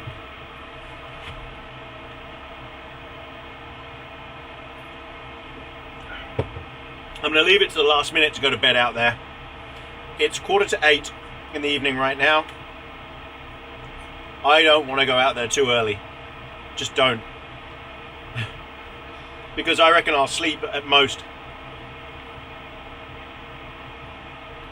6-7 hours in a bag. So I want to go out there closer to midnight.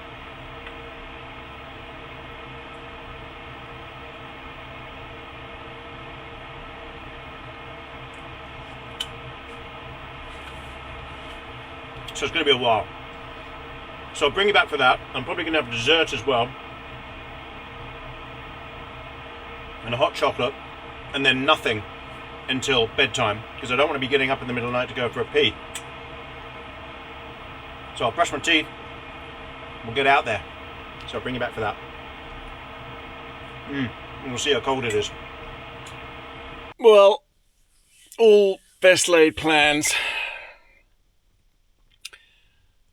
I'm not going to go and sleep outside now. My shoulder, my back, my neck are killing me. And I just can't bear the thought of lying on a pad out in the snow tonight. Not to test a sleeping bag. Too much pain. And I don't want to have to take painkillers. I just want to have a decent sleep. And this bed is so comfy and I just want to sleep in it. And I need to get my shoulder sorted. But I got the sleeping bag out. So I'm just going to lie under it. It's so lovely being under this thing. I've had to turn the heating right down though, because this Feathered Friend sleeping bag is just so huge. But it's lovely being under here, I got to say. Oh look, I'm frozen. You see the ice? These buttons, these things are getting bigger and bigger, covered in ice. That's ridiculous. Look, they're meant to be black. It's just a solid chunk of ice. Yowza. I've got the vent open, just so we don't have too much condensation in here. I'm going to be toasty under this thing, I tell you. My feet are going to be toasty. Everything's going to be toasty. This is going to be a nice night, and I think I've earned it. All right, everyone. Well, unless something major happens in the middle of the night, I'll see you in the morning. The plan is we'll get up, have a cup of coffee, then pack up, drive up to the visitor centre, go and see if we can see Denali. Maybe see if we can see the sunrise on the mountains on Denali. It should be beautiful if we can. Last time I went out it was snowing a little tiny bit. So we'll see. And then we'll head south. We've got a whole bunch of snowstorms coming in. And there's some areas I want to go to be in snow. I want to be in snowstorms. I want to be in heavy snow. I live for the snow. Last year when I came to Alaska, I had, I think, one snow event. It was very disappointing. In Canada, it was the same. I had one snow event. So disappointed. Very difficult to time these things. But yeah, I've got a lot of snow coming in, and I'm not going to miss it. So I'm going to go to that. Even if it means putting everything else on hold, I'm heading all the way down to the snow. Right, bring you back in the morning, everybody. Night, night. Oh, morning, everybody. 7:25. I'm so glad I didn't sleep outside last night. I had a decent sleep. And the temperature didn't get down cold enough to justify testing that bag outside anyway. But I'll tell you what, it was lovely sleeping underneath it last night. It was so lovely. Just cozy. The temperature is, well, according to this, it's 5 Fahrenheit. So it's probably a few degrees less than that. Might be 0. I have to go and look at the thermometer outside. I think the thermometer outside is more accurate than wherever this sensor is. So the plan today, we're going to go up to Denali, just have a look, see if we can spot the mountain. Then we're going to head south. I've got to go and stop off about half an hour away. There's a place called Cantwell that has a service station that I know of that has showers and laundry facility. I might use both. I might just have a shower. We'll see. I don't think I've got much laundry to do, to be honest. And then we'll head south from there.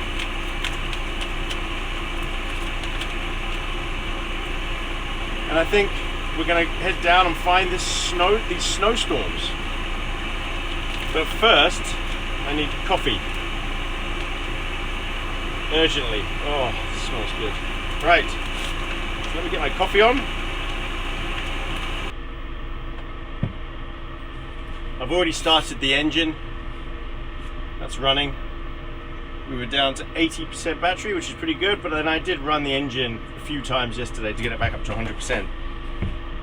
So even though we're running, I ran the heater on low, and I've been running Starlink and charging my computer, still got,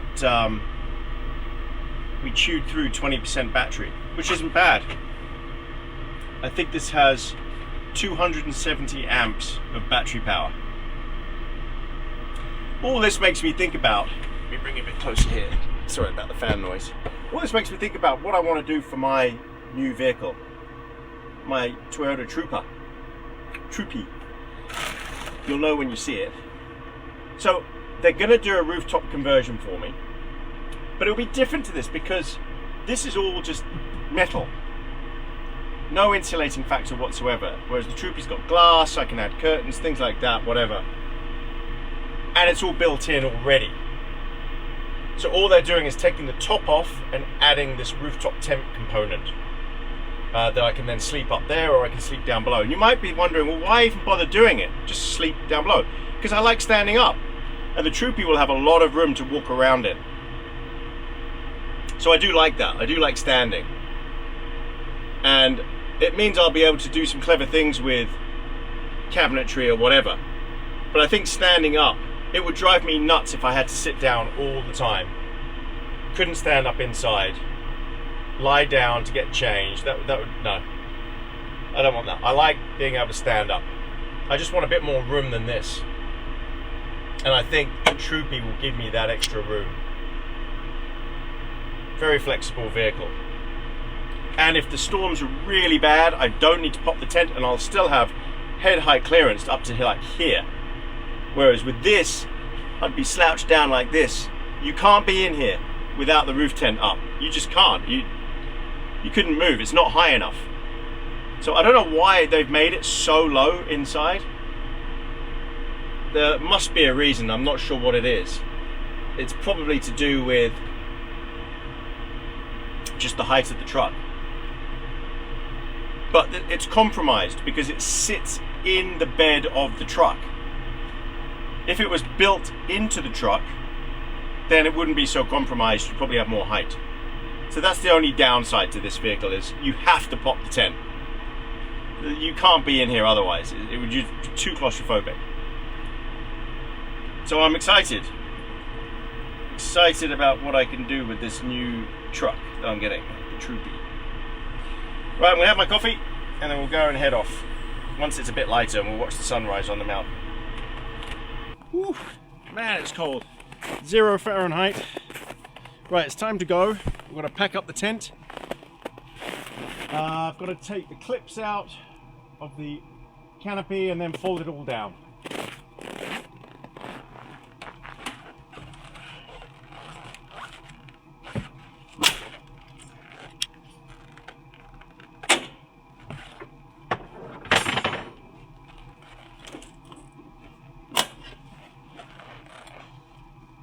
Snowed a little bit last night, not much, about a centimetre.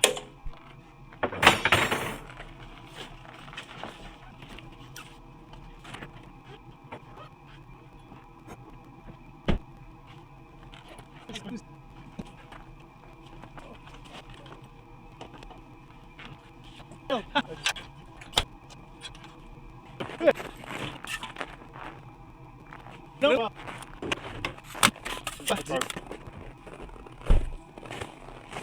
Nothing left outside, all ship shape, all tidy. I've cleaned the fire up. Maybe someone else will use my little walkway here. It depends how much snow this place gets.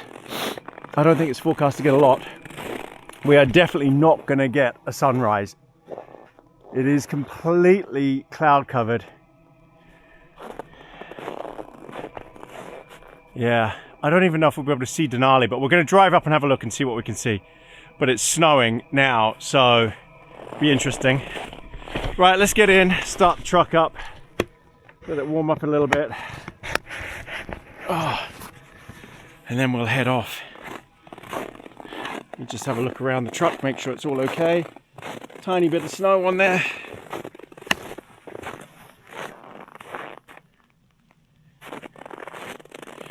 I mean, it's so dark. It's really not light. The camera is on super night mode, so it's making it look lighter than it is. But the time, let me tell you what the time is. Oh.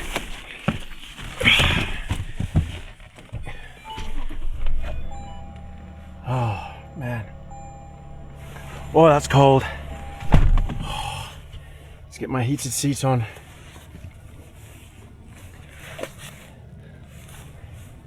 So it's 9:18, 20 past 9. This says 5 Fahrenheit, but it's slightly off. The outside one said, this is affected by the engine being rung earlier. I can barely talk. It's 0 Fahrenheit. Okay, I'm just gonna let it warm up a couple of minutes and then we'll head off. Okay. Oh. All right. Thank you very much. Denali campground. Next stop, Cantwell, to go to use the showers, and then we'll fill up with fuel and can get a few more supplies there at Cantwell. Right, what we will do is go and see if we can find and see Denali. I just doubt it very much, because the cloud is so low and it does seem to be starting to snow. Hey, but you never know. Look how pretty this place is. A little bit of snow dusting on the trees. Lovely.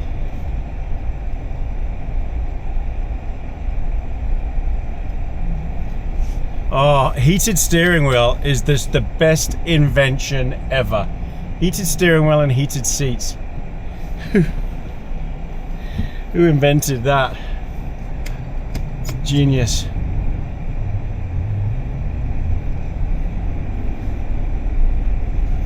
Alright, it doesn't say how far the visitor center is or the view, but we'll go and have a look.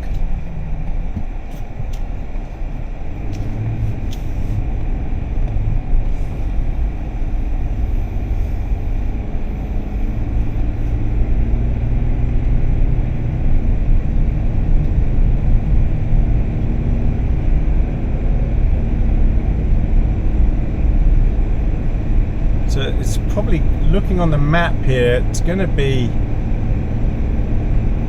a mile or so. Yeah, we're definitely not going to be able to see Denali. Oh, my eyes are just not focusing this morning. Maybe I needed another coffee. But this light is so poor. Look at that. You can just see the snow in the camera probably. But it is snowing.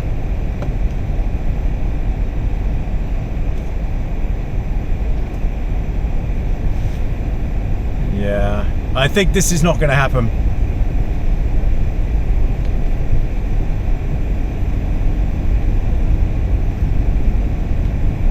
Alright everyone, I honestly think there's no point going much further.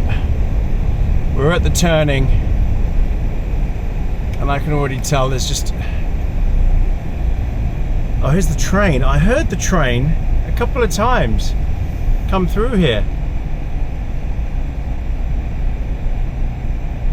So I'm going to pull in here just over these train stops.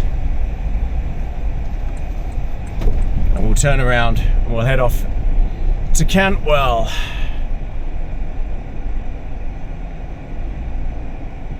Another car going. So people will be going for hikes and stuff. What is it? It's Monday.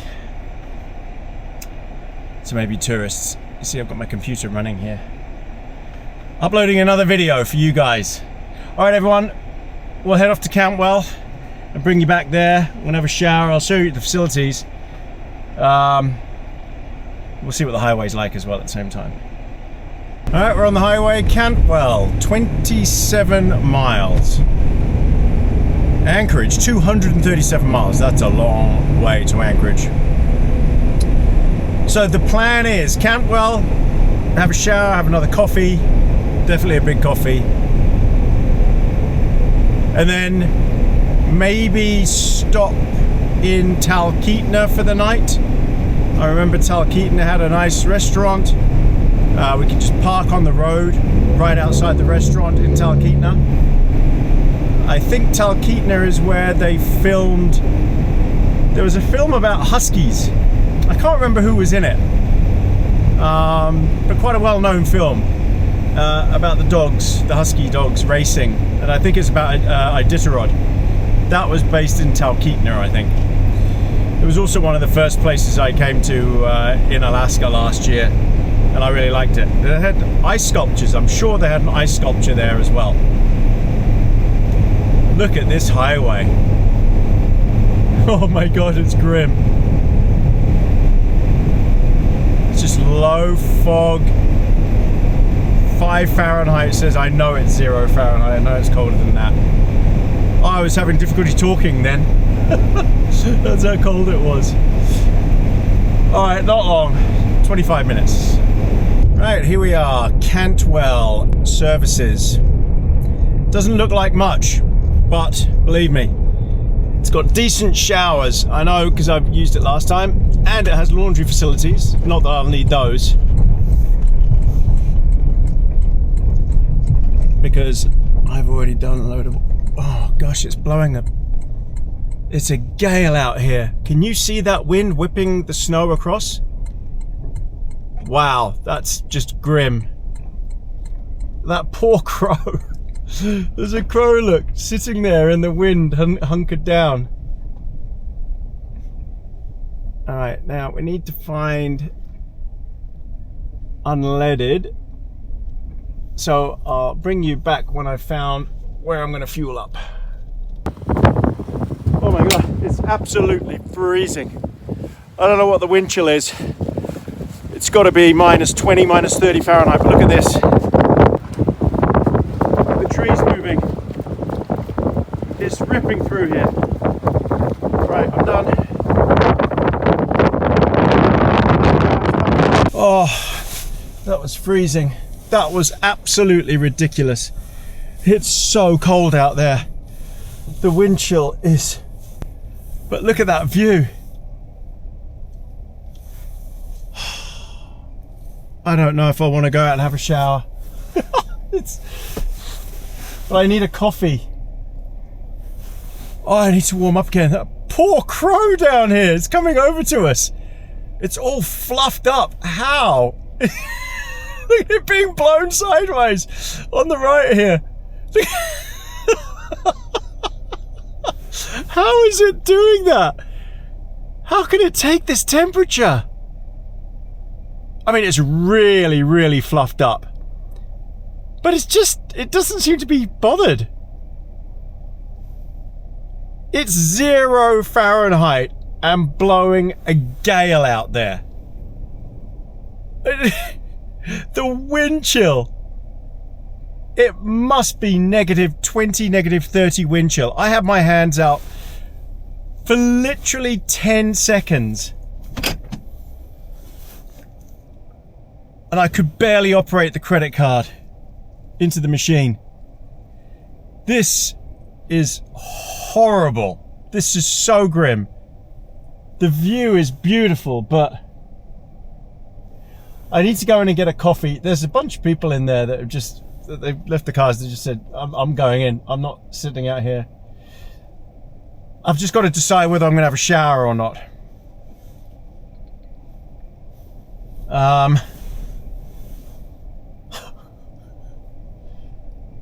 I might skip the shower. It looks like wet wipes for another day. But I do need to go get a coffee and I think something to eat. Can you hear that? We are rocking.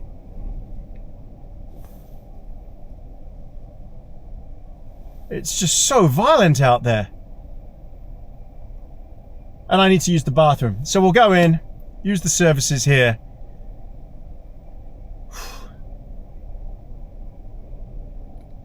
I don't want to go out. Let's do it. Hey, buddy. I know, it's grim. All right, come on, let's do this. I'm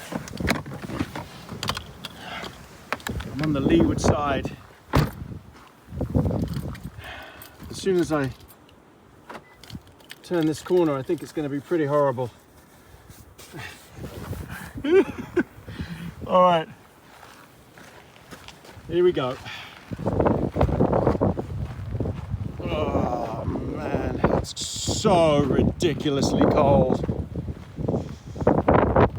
Oh. But beautiful. The sun is now hitting the peaks. Oh, I can't have my phone. I can't have my hand out. Okay, I'm going to finish filming. Sorry, it's too cold. Whew. Okay, I got coffee. I got a hot sandwich. It's such a nightmare. It's so grim. Some really odd parking going on here. Oh gosh, just having your hands out for just even a few seconds, nightmare. Oh man. Oh. Oh. Start the engine, start the engine. God. Oh. Oh, oh, why did I take my coat off? That was silly. It's full in there. What I'm going to do is I'm going to sit here, have my coffee, and just recover a bit. That was such a shock to the system. Oh, gosh. I got some extra hot chocolates for the truck. I got a toasted cheesy bacon melt. Whew, man, that really... that just cut straight through me. I mean, it's a beautiful view though to sit here. I mean, check it out. People are really struggling to walk around. There's this poor old guy here who's just, he looks like he's going to get blown away. These are brutal conditions. I can't believe people live up here. The woman who works here is just wrapped up like a polar bear. Can barely see a bit of skin. I think you could get frostbite very quickly here, very quickly. I don't know what the time frame for frostbite is, but just having my hand out them from walking from there to here, holding the phone, my fingers were going, instantly going. It's just seriously bad conditions. Anyway, I'm gonna take my time, eat this, warm up, and then we'll head off. Right, oh, I feel human again. Honestly, that was bad. I looked it up, the wind chill was minus 30 Fahrenheit. Ugh.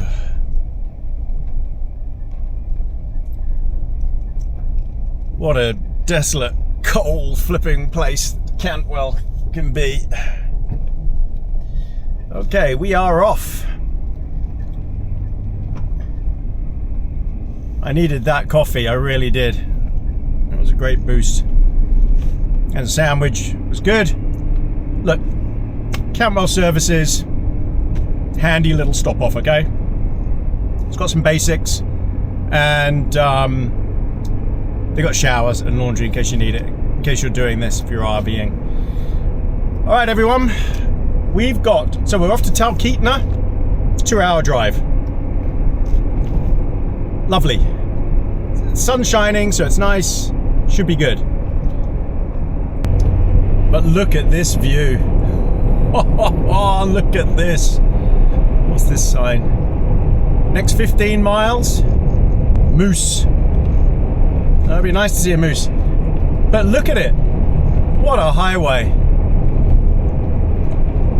Just, I'm surrounded by peaks. It's so pretty. Alaska, it just keeps getting prettier. It really does. I'd love to know what all these different ranges are. I need to have some sort of augmented reality windscreen that tells me what I'm looking at. Someone needs to create that on a heads-up display. Stunning. Alright, we're coming up to 12 o'clock. It's 10 to 12. Got 44 miles to go. The road has just turned into a block of ice. There's actually more ice on here than there was on the Dalton Highway. I can't believe it. I've got to stay in 4-wheel drive because every time I come to a hill I need the traction, and the back end of this thing loves to slide out. Really tail happy. Now I think that most trucks, or what we call utes in New Zealand, are like that. They're very tail happy.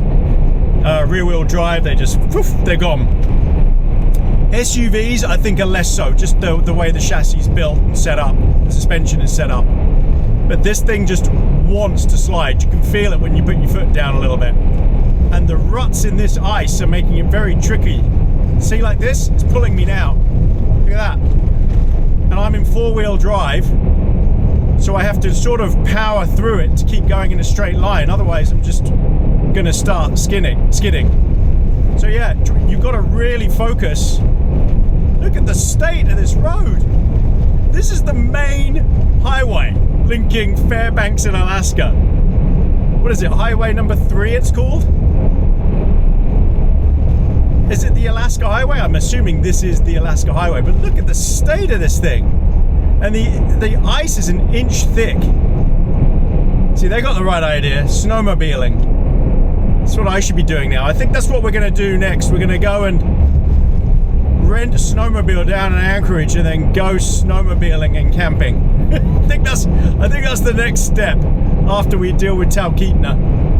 But right now I just want to get to Talkeetna and relax a bit because this is crazy.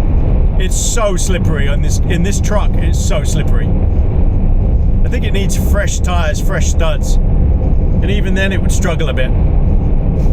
Wow, this sun is lovely. Okay, made the turn onto Talkeetna Road, but I've had a thought. I now remember that I parked up somewhere up here by a lake, a frozen lake, and I walked around the lake and I stayed and I camped overnight there and I loved it. That spot, it was quiet, peaceful, and I loved having the lake there. So I'm going to find that same spot again. I'm going to camp there and we'll just stay the night there. I don't think I need to go into Talkeetna itself. I don't need to go to a restaurant. I've got steak in the back. I'm going to cook up a steak. The weather is pleasant. It's 11 Fahrenheit according to the gauge, so it probably means it's more like 5 or 6 Fahrenheit. But it's not snowing. It seems okay. So I might be able to sit outside and actually eat tonight and just wrap up warm.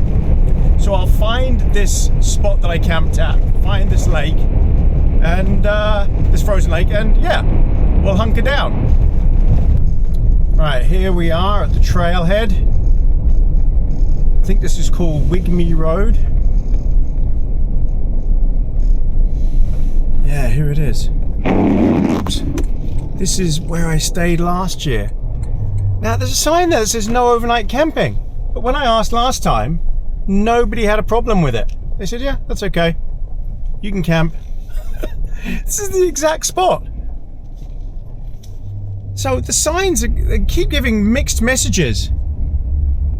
So I don't know who put the sign up saying no overnight camping. But when I asked, the people here said, yeah, that's not a problem in winter. Nobody cares. I think they think it's a summer thing, maybe. I don't know. Right. I'm going to chill out for a bit and decide what to do. I'm still not 100% sure. I'm quite tired and confused as to what I want to do right now. So once I know, you'll know. Okay, so I asked a local. There's only one car left here. And they said, oh yeah, it's not a problem. In winter, not an issue. Can stay here overnight. Nobody cares. Summer, it's when it's packed. And yeah, they manage these facilities then. So no one's going to care if I stay here overnight. I'm only a couple of miles from the actual town of Talkeetna. If I wanted to, I could just park on the street and camp there and go to a restaurant. That would be the easy choice. But I want to be here. I want a bit of solitude. I like this spot. It's quiet, it's nice, and I'm right by the lake. We will go and have a look at the lake soon. But first, I need to have some lunch. I need to have a coffee. I need to turn the heating up. Now, I don't want to put the camper up yet, the tent up. So this is the problem I have, is that hanging out in here is difficult without that on. See what I mean? So I can do it, I just can't sit on the fridge, but I can sit on the box here. Just looks a bit too conspicuous if I put the tent up, and also if I want to move then I can't. So I'm just going to chill here, put a coffee on. I might actually, yeah, just hang out, and then I'm going to have one of my instant meals for lunch. And then we'll go for a walk. I'll bring you back for a walk up to the lake, which is just stunning. And maybe we'll walk around it. Last time I did it, I froze. I didn't bring enough gear with me. I won't make that mistake this time. Gosh, I think there've been deer here. Deer tracks. Bring you back for the lake. Right, we're gonna go for a walk on the lake. It's about gone 4 p.m. now. Temperature's not so bad. It is now only minus 8 Celsius. It's at 18 Fahrenheit. Not so bad. I've got three layers on. So we'll work out where I'm going to park tonight. I might just stay there, or I might back it in instead. So we're going to go onto the trail, go over and check out the lake, see if there are any fishing spots on there.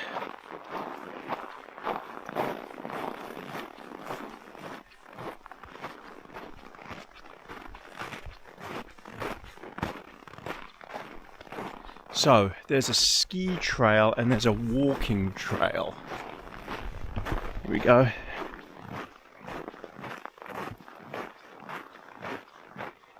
And the lake is just over there. And last time I came here, oh, I froze. I got really cold. Wasn't wearing enough. So the plan is this. A lot of storms coming in down south. So tomorrow morning, leaving very early, around 6 a.m. I'm gonna pack everything up tonight, so I'm just ready to go tomorrow, close the tent and leave. And then we'll get fuel and coffee on the way. There's a gas stop not far off. And then it's a 3-hour drive down to where we're going. We'll need to refuel again, get some supplies, and then we're going to hang around in that general area for a while. Yeah, I may or may not be able to go snowmobiling. Oh, check it out. Here we go. Here's the lake.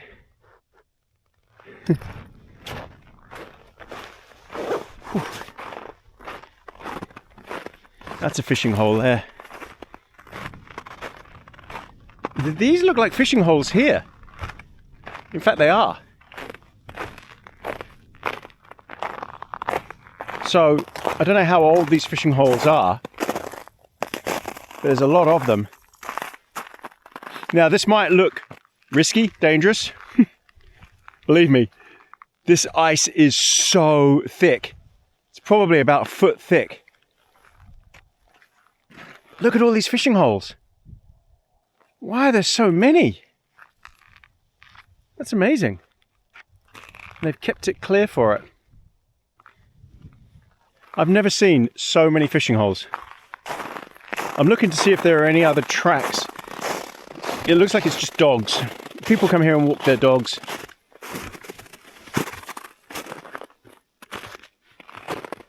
I don't know if there's any moose tracks anywhere here.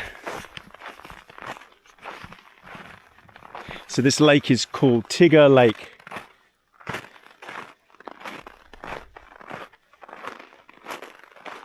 It's lovely. I bet it's beautiful in summer.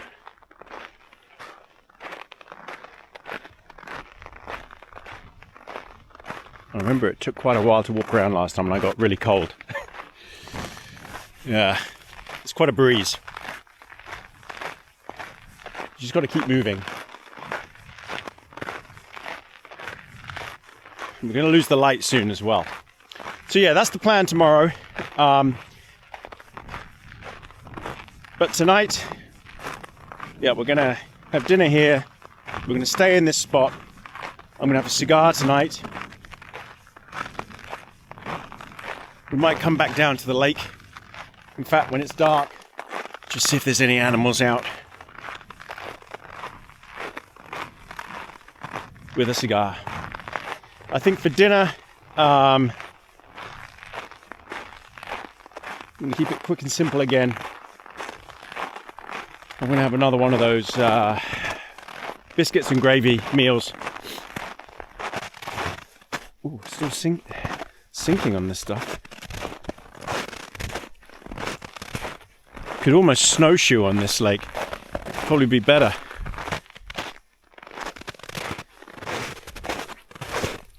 Why am I sinking? It must be because the sun was on it today. That must be it. It needs to freeze up tonight to make it easier. Yeah, so that's the plan. Long drive tomorrow. And big weather coming in. All right, everybody, bring back for dinner and cigar. Yeah. Oh, I love it here.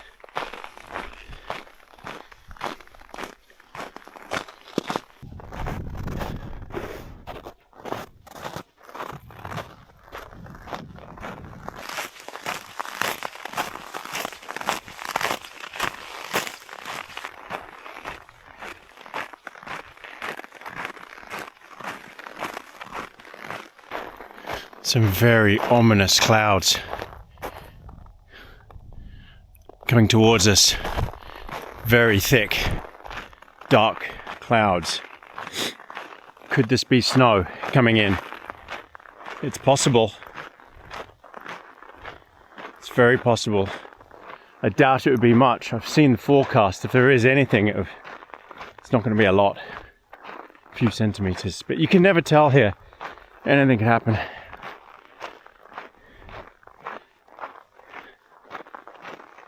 Oh, that was a nice walk. What a lovely lake. A lovely spot.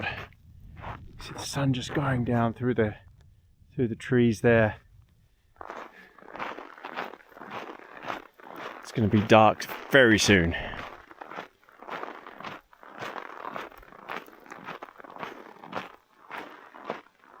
Whew.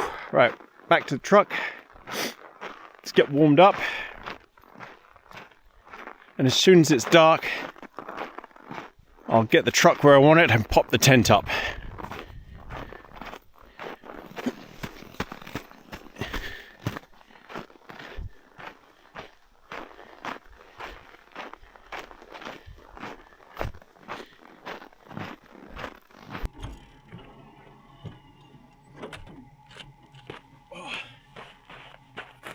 Okay, time to pop the tent. This is where I'm leaving it now. So let's lift it up.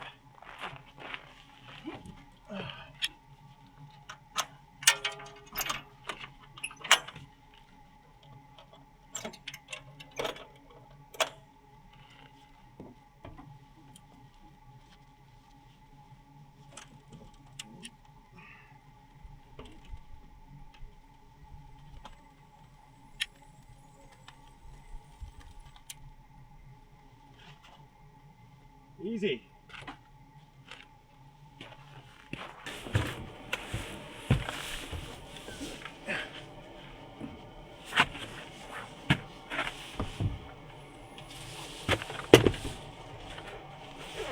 Woo.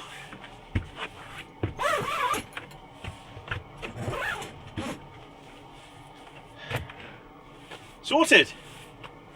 Haha. Right, we can look at sorting out dinner now. Dinner time. I'm having another peak refuel, biscuits and gravy, because I've got to have an early night tonight. Got a big day tomorrow and a big day after that. Got many big days coming. We are going to still go and have a cigar though. Maybe walk with the cigar down to the lake. See if we can see any animals. Might be something around, you never know. I've forgotten how much you put in here. 8 ounces, 1 cup. Oh, this is just my favourite. I know I keep saying it, but I really do like this meal. I've got to buy more of these. So temperature outside is about 10 Fahrenheit. In here it's like 77 Fahrenheit. So warm in here. It's lovely. But I think what we're going to do is we're going to have this and we're going to have a hot chocolate.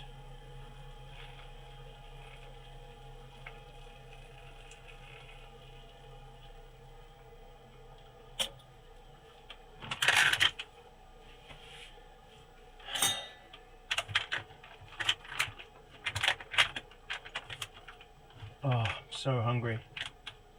I'm so tired. I definitely need a good sleep tonight because we're leaving so early tomorrow.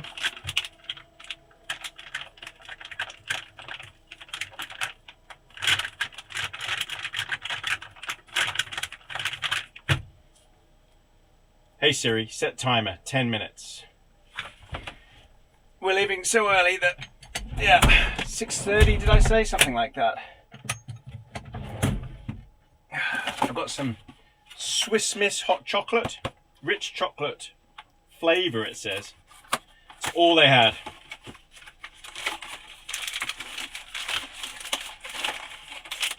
Beggars can't be choosers.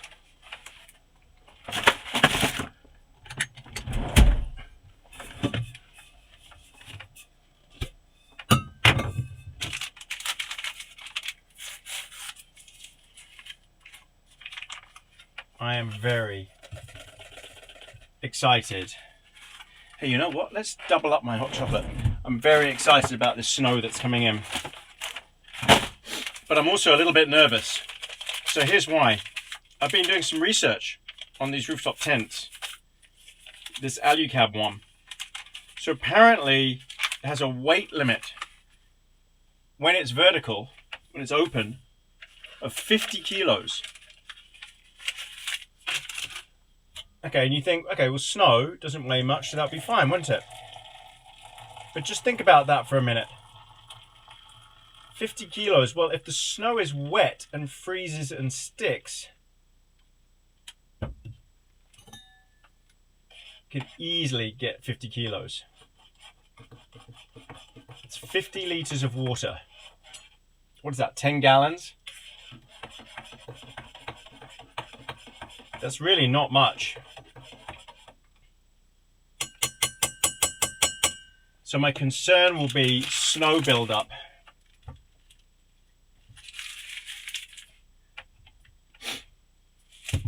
And they don't provide anything to prop the tent up. So the bed, I can push it up a bit more. Look.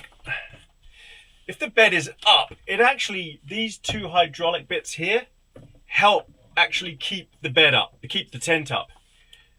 But what happens is then when you lower the bed, it doesn't have that extra support. So what do you use to stop it falling down on you? So I'm going to have to use a tripod.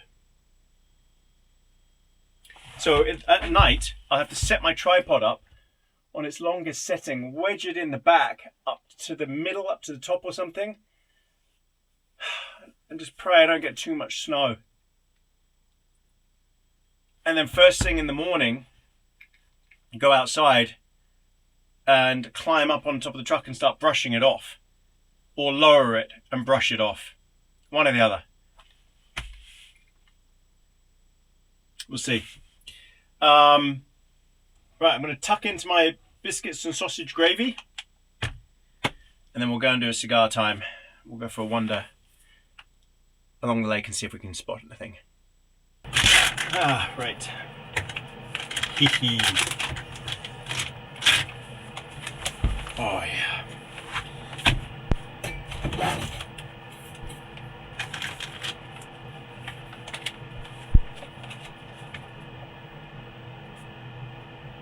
I would love to know in the comments who of you would rather cook proper meals, or even have me cook proper meals all the time and never have these rehydrated meals. I'm just curious how much you find me cooking proper food has an impact. Bon appetit, everybody. on your enjoyment factor of the movie, the video.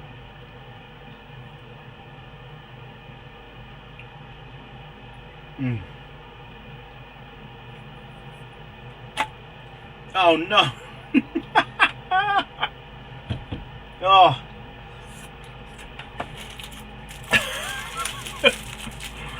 Oh man. How do I always end up making such a mess?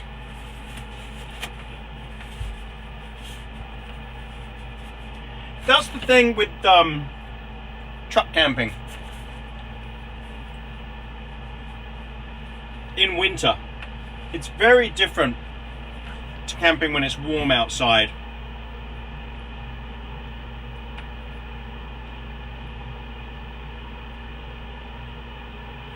I can assure you, cooking outside in these conditions is horrendous. It's just freezing.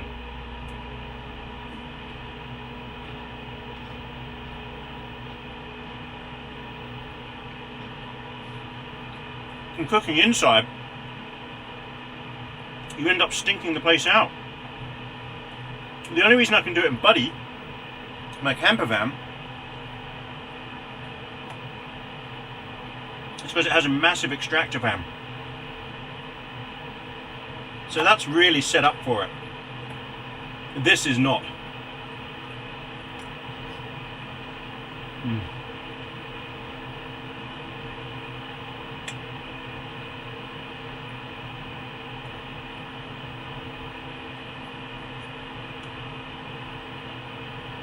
Yum. Alright everyone.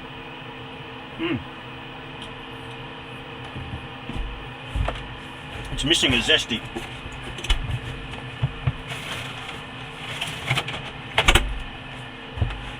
So I've got to resupply tomorrow, and I've got to assume that the supplies need to last me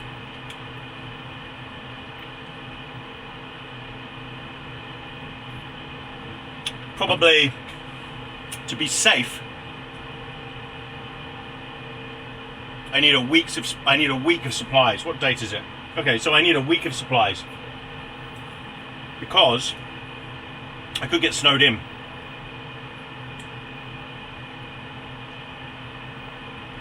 If I get stuck there, it's a major problem.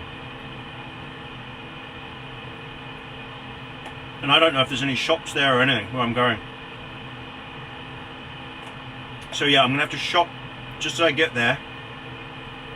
A week's worth of supplies, so I need water. I've got plenty of gas. Maybe some more coffee and hot chocolates. And food. Rehydrated meals. Maybe a bunch of steaks. Steaks last a long time.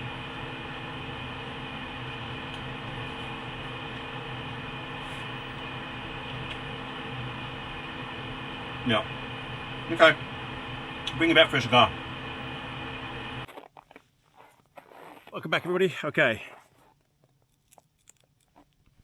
Let's have a cigar and go for a walk.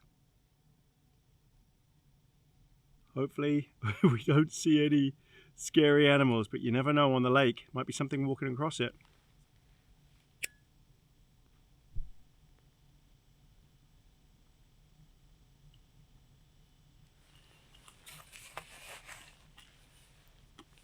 In case you're wondering, bear spray in hand. Okay, let's go and have a look. Let's see what's around.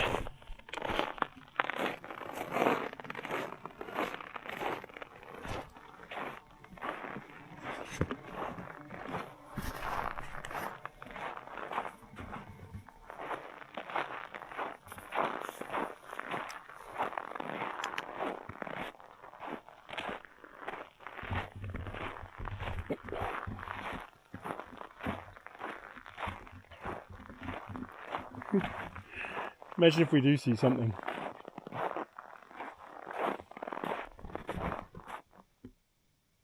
Truck looks good. That lighting looks amazing. I'm going to have to get lighting like that for my new, not so new Troopy.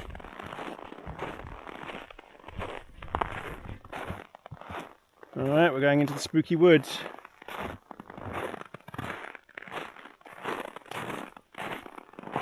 It's quite chilly.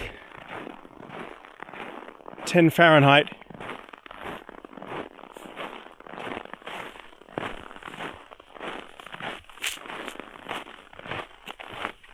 Now you have to pull a beanie up above your ears so you can hear any sounds. And stop occasionally just to have a listen.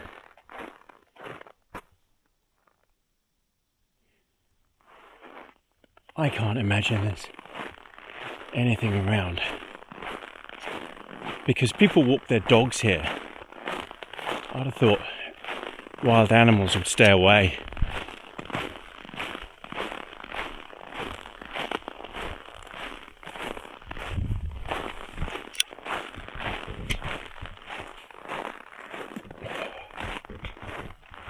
Lovely cigar to my father, Series F.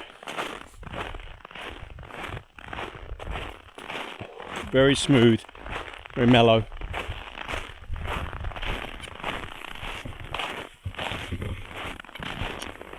Okay, here we go. Coming up to the lake.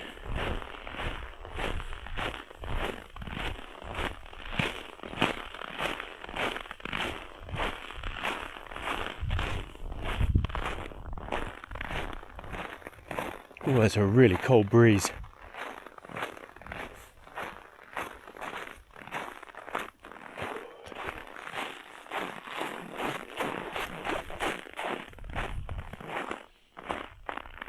Well, I don't see anything. Nothing on the lake. Definitely not walking around it. It's so cold. This wind is freezing. I won't be able to have my fingers out for very long. But you would definitely see eyes reflecting.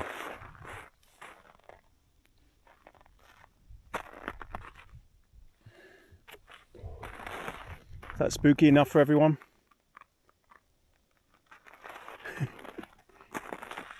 Look, that's a fishing hole. Usually they put a stick in it to show where the hole is, but I don't think that is. I think that's just someone's thrown a stick for their dog. Usually they have big branches in them to keep them from freezing up properly. Okay, I don't see anything. It's quite late as well, 10 p.m. Gotta go to bed. We're up so early and leaving early. There's nothing. That was undramatic.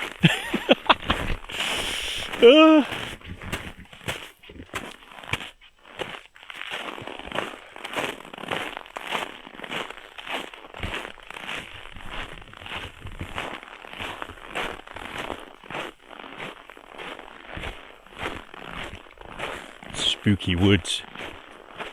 Bright moon.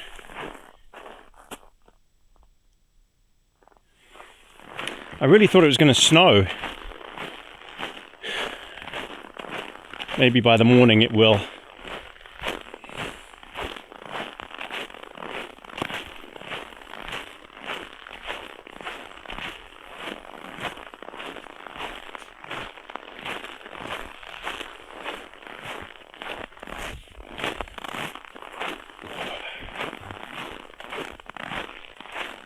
You know, I still haven't finished Landman 2. I haven't watched any TV. But I did watch the finale of Yellowstone again. Yellowstone's so good. It's obviously the same guy, Taylor Sheridan. It's just the best show on TV. One thing I did watch though, Alex Honnold on Netflix, climbing Taipei 101 skyscraper. If you haven't seen that, it's the guy who did Free Solo, climbed El Capitan. Unbelievable, what an athlete. Is he one of the greatest athletes of all time? He must be. The risk, the skill, the strength, the training, the discipline. It must put him right at the top of one of the all-time greats. Top 10. You know, he's totally reliant on himself to survive. Not just to win, but to survive. So I suggest everyone goes and watches that if you haven't seen it already. Alex Honnold climbing Taipei 101. Just insane. Right, I'm going to finish the cigar, bring you all back for bedtime, and I've got to pack everything up tonight so we're ready to rock and roll in the morning. What's the temperature? This might be affected by the heater though, which I think it is. It's minus, so it's 10 Fahrenheit, minus 12 Celsius. Don't know if you can pick that up. But it's a bit warmer around here because it's the heat from the cabin and the heat from the fire, from the furnace. There's so much ice under there.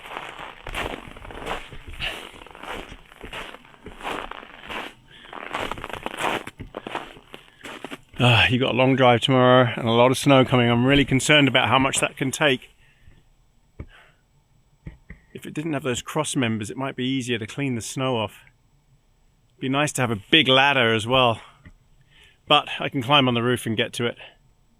Alright everyone, bring you back at bedtime. Oh, right, it's late. 10:25. It's later than I wanted to go to bed because I'm up early and driving early. Alright everybody, well, it's cold. Bed is cold. Little bit of ice. A lot of ice at the bottom there. It just keeps building up, the ice.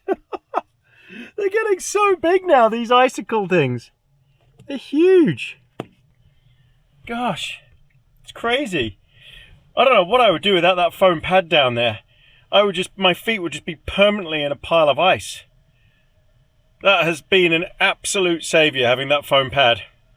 They should come with that, built in. That would be perfect. But lessons learned. I will, when I get this built onto mine in New Zealand, I'll have that done. Although it's not as cold in New Zealand, so I don't think we'll have this problem. Alright everyone, long drive tomorrow, so we'll pick it up in the morning. Got to get dressed and just pack down straight away and go. So, bring you back for that. Night everybody, see you in the morning. Morning everybody, okay. 6 a.m. Oh, we've had some snow. Oh, and it is snowing now. Right, let's start the engine.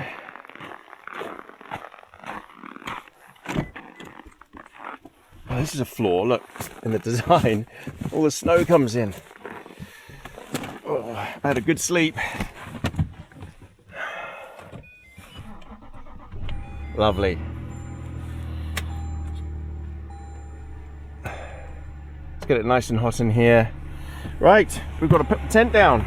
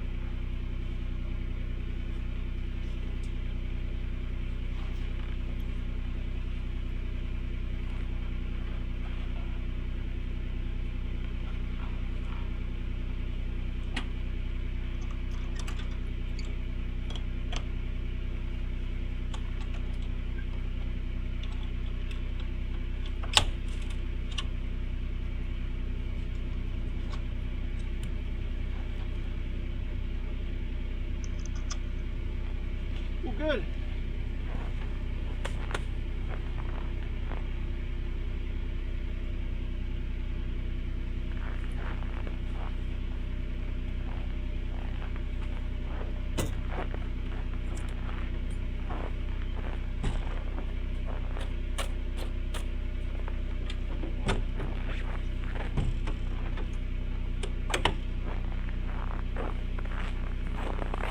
Okay, let's do what one shepherd said to the other shepherd.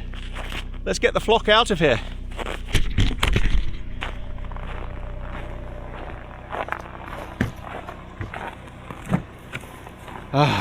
We are ready.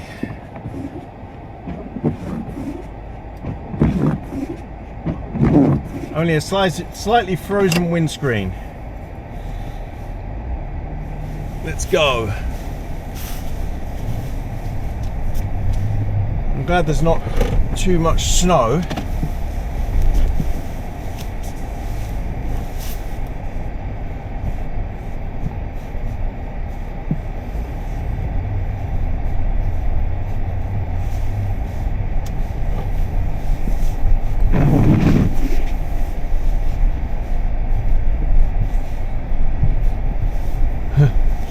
It's gonna be another one of those tricky ones. Oh, no tracks. Look at it with main beam. Oh no, can't see much at all. Alright, it's just a few minutes to the petrol station. We'll fill up, get a coffee there, and then we're good to go. Alright, we're at the junction. I just need to go to the gas station that's on the right here.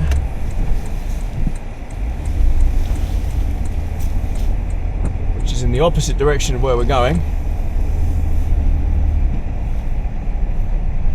But it's the only gas station around.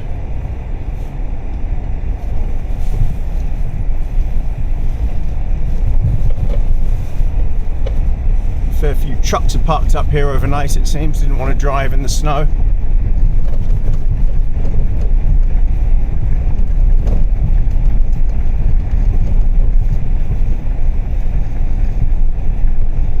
Oh, this guy, what's he doing? Okay. Right, we're going to fill up and then we're on our way. Oh, and get a coffee. What a lovely, lovely snowy day to be driving 160 miles. Oh well, I could have done with it being clear, but this is actually the snowstorm that I'm going to be going into anyway, and it's going to get very heavy tonight. All right, almost 10 gallons, $34. Got my coffee, ready to go. Tell you how far it is and where we're going. We're going to Whittier. We've got to go through a tunnel.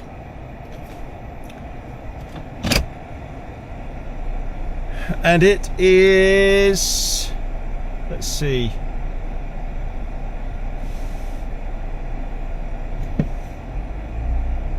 $160 miles. It's going to take us 3 hours almost to get there. As long as it doesn't snow too much, we'll be okay. Right, not much to really report on.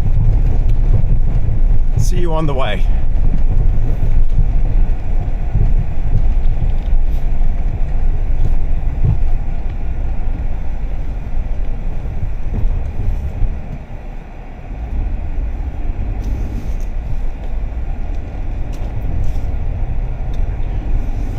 In case you want to see what this is like, the snow's increased a bit. I'm driving right now with my amber lights on, amber fog lights. If I put main beam on, that's what it looks like. I saw comments before that it looks like Warp Speed or the Millennium Falcon. Yes. At the moment, that's not too bad, believe it or not. It gets way worse than this when it's heavy snow. You can't see 20 feet. But even like this, it's too much. I have to turn those off. That's the difference that these amber driving lights make.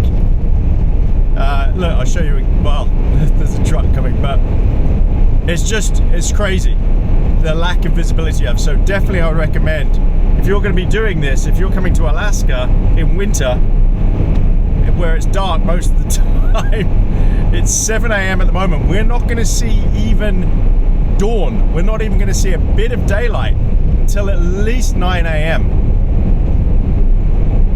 especially as it's overcast like this and snowing. So we're just going to be basically driving in the dark almost until we get where we need to get to. And this road is in a shocking state.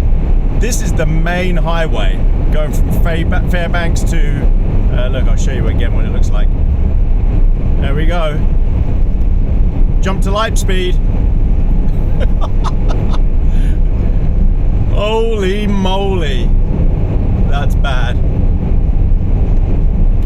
So yeah, this is the main highway, and it's in a terrible state. It's big lumps of ice everywhere. I mean, I'm driving on ice now, and the grooves in the road are terrible. I don't think a grader has really been along here for a while. So yeah, it's in a bit of a poor state. All right, everyone, sit rep. It's really bad now. Here we go, Millennium Falcon mode. Impossible, can't see a thing. Wow, let's try that again on a straight. There you go. Nothing at all. Just can't be done. I've still got 122 miles to go of this. And people are driving very, very slowly. I think there are some very nervous people, which I completely understand. So I have to wait for overtake lanes to go past them, but it's because they don't have the lights that I have, so they just can't see. Anyway, pick it up later. We're about 20 miles out from Anchorage. The time is coming up to 8:30 a.m. This is the view. It's been like this mile after mile, and it's got worse with the traffic. We've come through Wasilla, which hands down was the worst traffic I've experienced in Alaska so far. Obviously it doesn't help with the snow, but so many traffic lights. It's like they decided every 100 yards to put a traffic light in that town. I think Wasilla is the biggest town close to Anchorage. I think it's about 35-40 miles, something like that. And obviously everyone's going to work. This is all commuter traffic, and they're kicking up the snow from the center as well as it's snowing, so it's just a complete nightmare. And some people are going quite fast, then weaving in and out. I've already gone past one big spin-off. Someone has crashed. Unplowed road reported. So yeah, these are the conditions I'm dealing with right now. It's a bit of a whiteout. You're really, look at this, can't see anything. You're focusing on the rear lights of the guys in front, but what if they make a mistake? This is how pile-ups happen.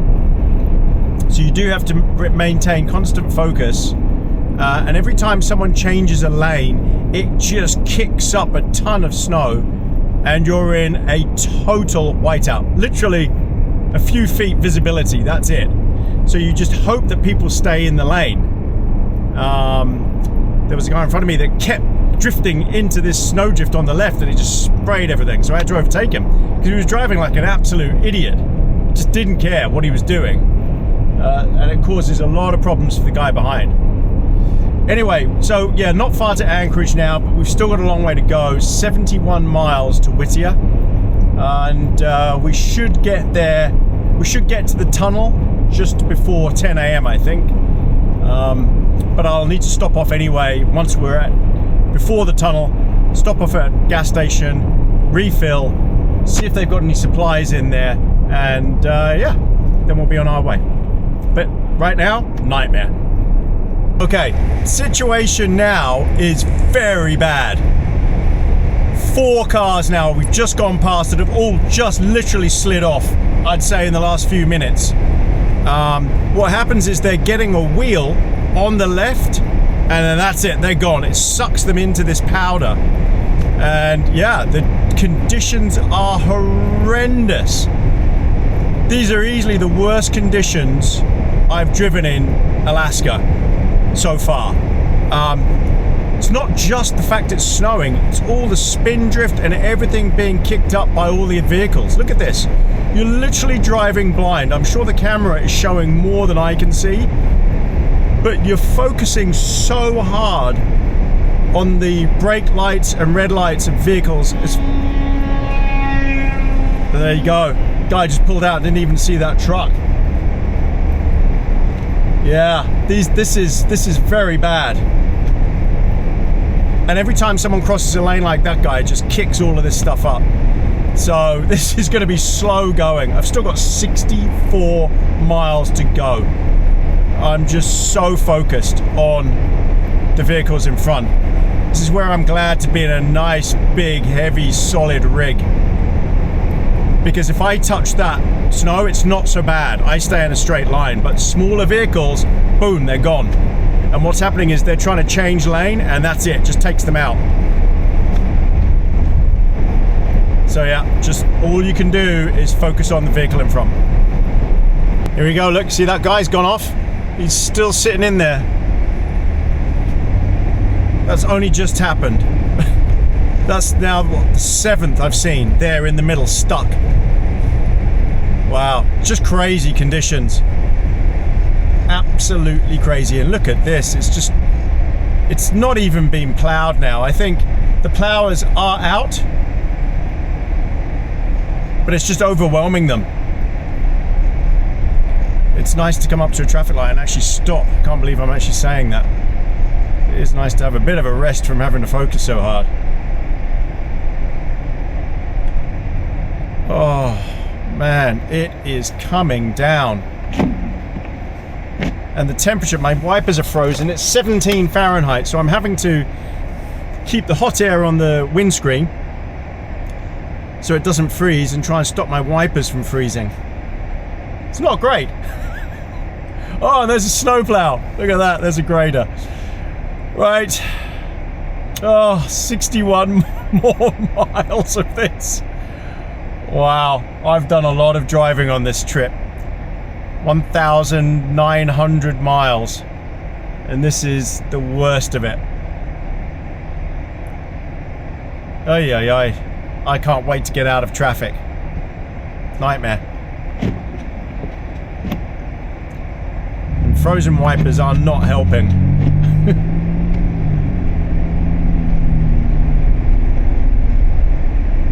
Oh, they haven't even bothered plowing here.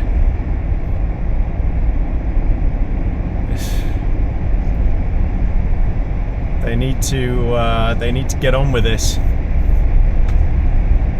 This is building up fast. People are going to start struggling. Oh, here we go. There's a bunch of snow plows coming towards us on the other lanes.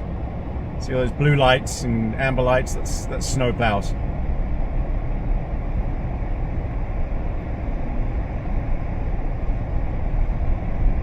There we go. Carving a path.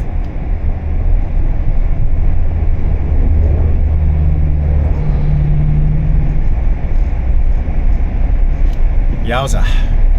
Holy moly, this is getting bad.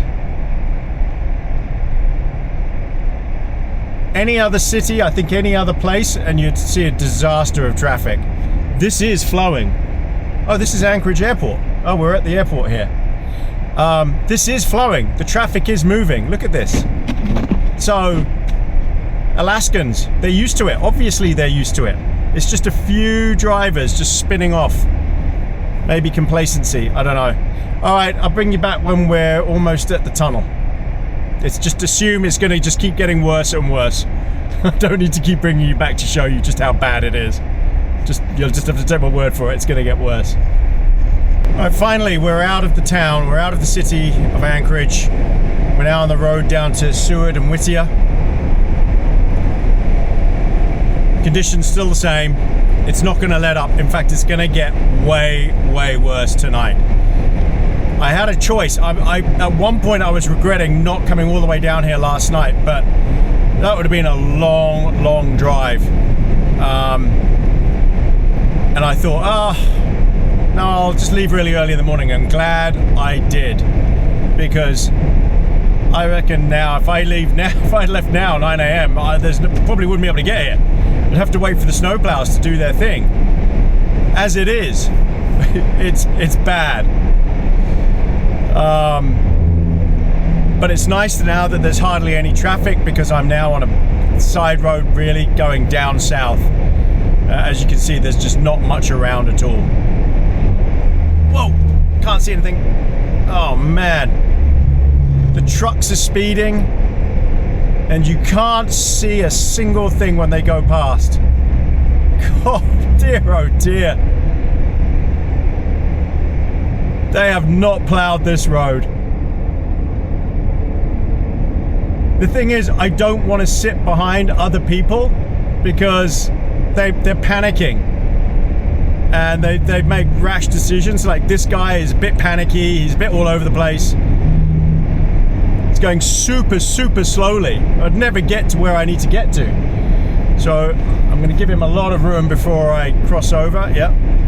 Because it just throws all this up in the air. I wish I could show you what it looks like behind me when I do that. It's horrendous. Okay, just focus. All right, watch this. Watch this guy coming now. So this is a truck of some sort, a bus or something. Watch the plume as I come through it. School bus. Look at this. It's just crazy. I don't think they have enough snowplows.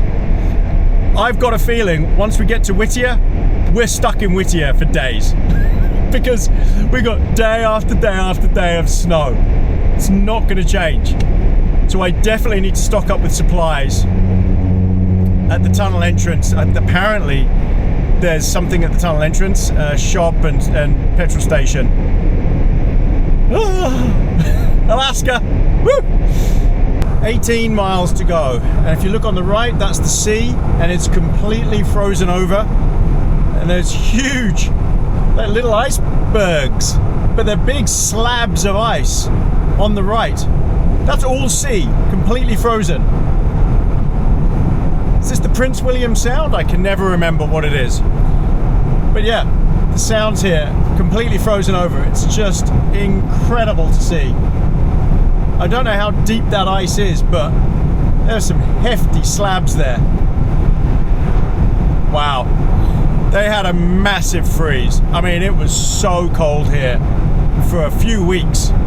So everything just froze, and this is what it ended up like.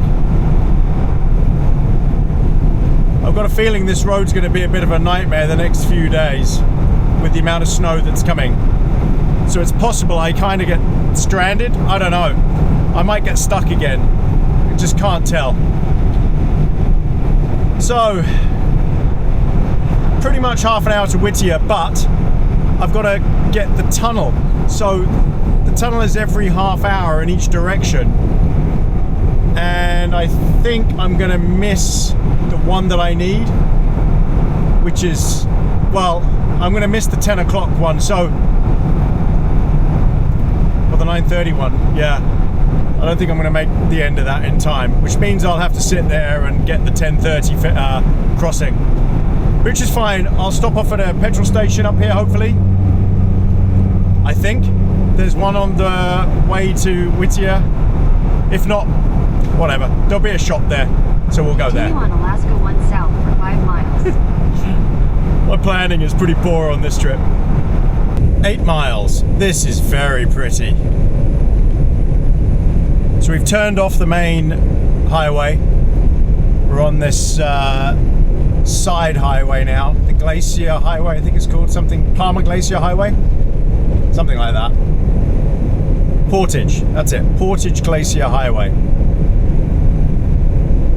We've got 7 miles. So the Whittier Tunnel, I don't know much about it, but I've got a feeling it's extremely long, like 2 miles long or something.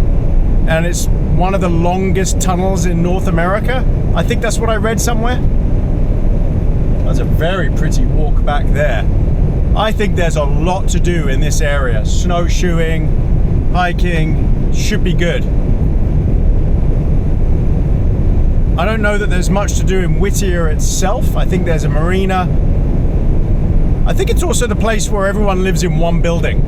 It's one tower block, and that's it. I don't think there's any houses in Whittier.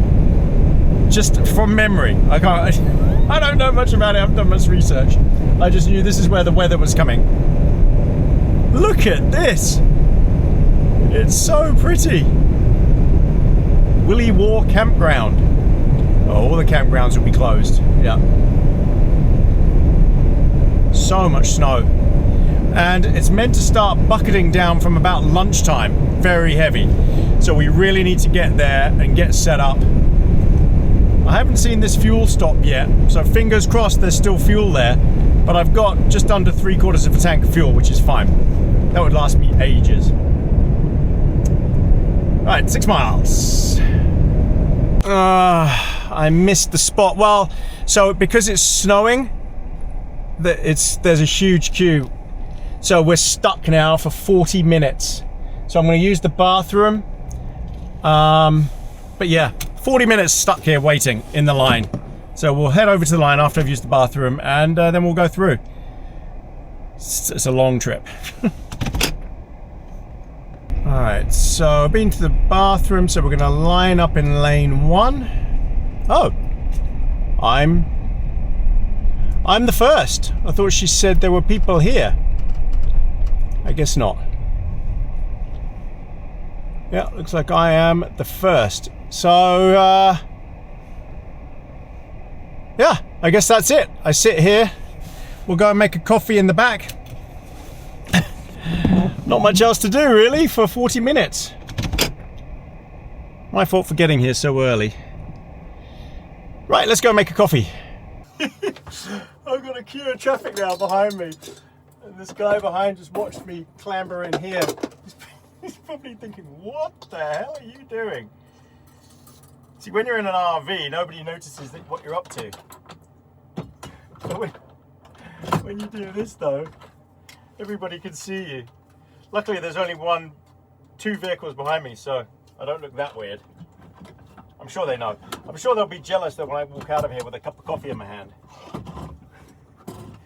Oh. Right, let's do this quickly.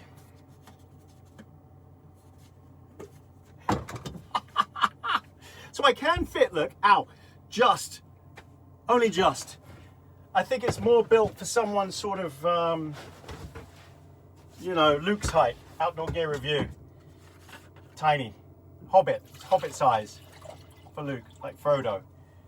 That is his actual name. Frodo Luke.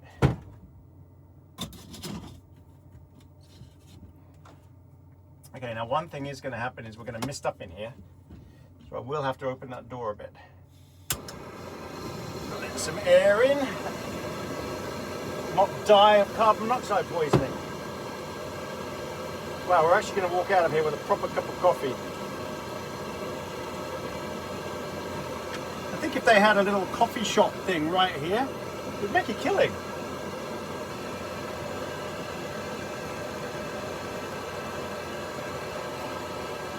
Oh no!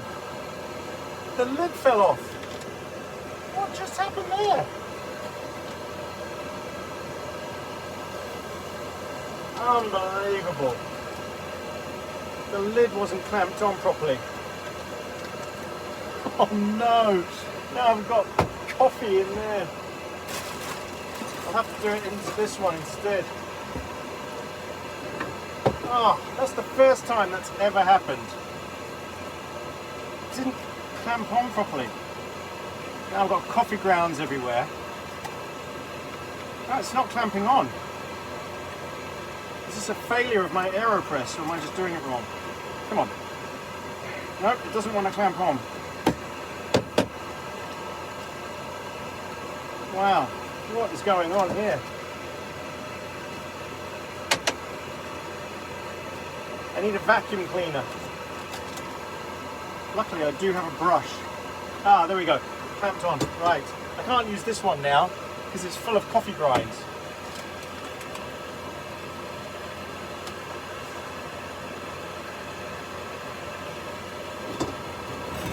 But it will work just as well in this one.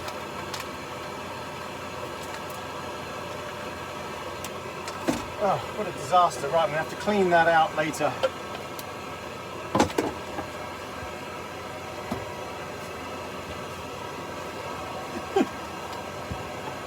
Oh, occupational hazard. Van life. I haven't eaten anything either. I'm quite hungry. But I've got protein bars. So I'll have a protein bar. Alright, we're good. That's so quick. I love it.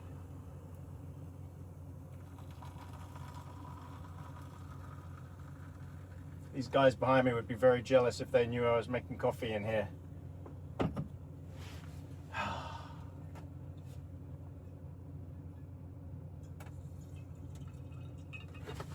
Okay, I'll get a protein bar and some snacks and bring you back when we're going through the tunnel.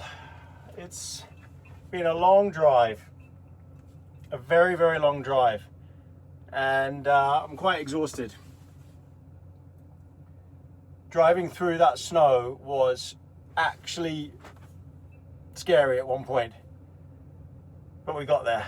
The back of the truck is caked. I'm gonna have to clean everything off. The tent is probably caked as well. Yeah, I've got a lot of work to do when I get to Whittier, and I've got to find somewhere to camp. I don't think they're going to be very strict. I've got to get fuel, and I've got to get some more supplies. All right, I'll bring you back, everyone. Oh, and the snow is picking up now. Here it comes. So this is the incoming snowstorm. While we're sitting here, let me tell you something about this tunnel. It's the Anton Anderson Memorial Tunnel, or Whittier Tunnel. It's 2.5 miles long, 4 kilometers, 1 lane, shared rail and highway tunnel. So I guess you're driving with the railway tracks in the middle, because I just saw a railway plow, snowplow come through. It's the longest highway tunnel in North America, connecting the Seaward Highway to Whittier. The tunnel operates on a strict schedule. Alternating one-way traffic system is the only vehicle access to the town. 2.5 miles long, 13,300 feet. And it has ventilation fans and safety shelters every 1,600 feet. And yeah, it was built, originally constructed, it says, by the US Army in 1943 for military access during World War II. It was later converted into a dual-use tunnel in 1998 to allow passenger vehicles to drive through, significantly improving access to the area. So I'm assuming before, Whittier was only accessible by boat and helicopter or whatever. So yeah, so it's been a dual-use tunnel for the public since 1998. Just very young tunnel. I'm looking forward to this. 2.5 miles is a long, long way. Amazing US Army Corps of Engineers. They've built some of the most amazing things in America. They really have, and around the world, actually. Right, so we just sit and wait for our time. 10:40. Oh, we haven't got long. 16 minutes, and I'm at the front of the queue. Yeehaw! Okay, we got just a minute to go before the lights change and we can go. One thing I should point out, if you are doing this and you come to this tunnel, you're stuck in this queue, there is no cell phone signal here. I've got 2 different SIMs in my phone and there's no signal at all. I'm on Starlink. Obviously, once you're in the tunnel, there's no Starlink, there's no signal, there's nothing. So that's 2.5 miles of nothing. I think she said the speed limit was 25 miles an hour. I guess we'll see when we get there.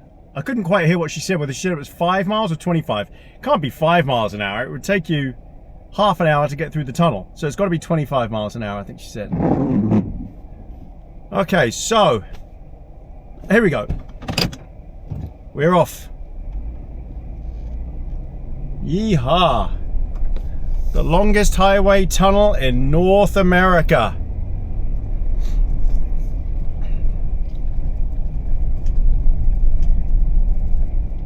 I've got, there's about 7 vehicles behind me.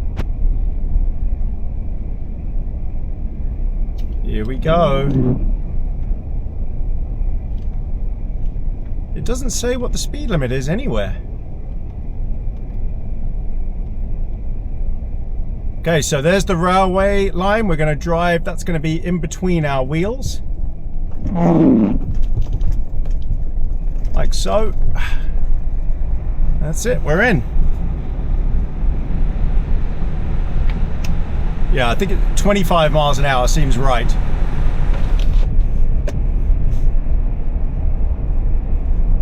There we go. Spooky. Yeah.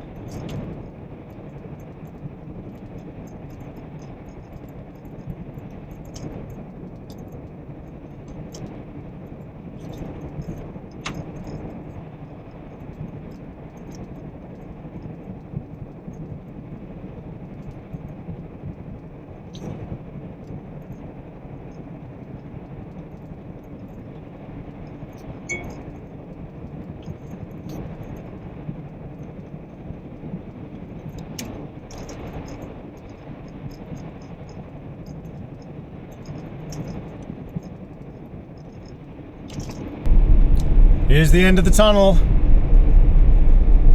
Just dead straight. You could actually see the glow of the light of the tunnel. When I entered it, I could see this in the distance. Wow, that's a long way. All right, so the train tracks carry on straight. We've got to go left. Oh, it's bucketing down.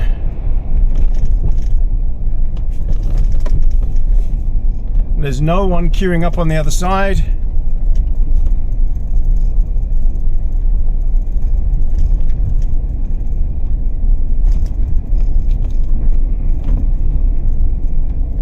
Lovely, look at this.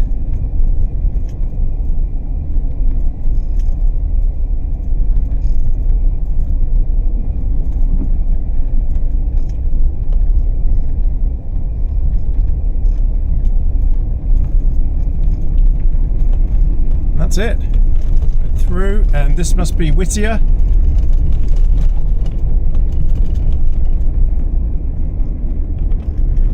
Alright, let's go and look for this petrol station and general store. I think it's a restaurant and a general store. But so we need gas, we need supplies, we definitely need water, drinking water. Yeah, hopefully you can get everything here.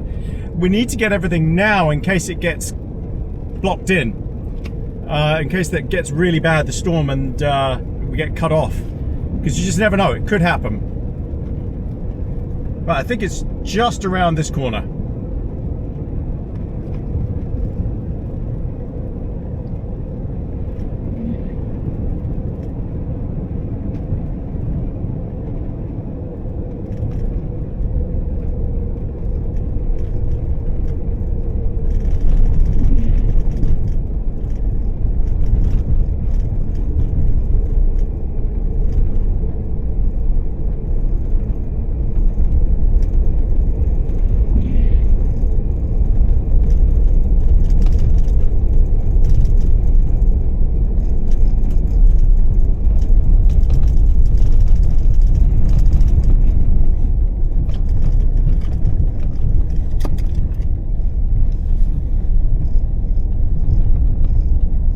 We are looking for a gas station.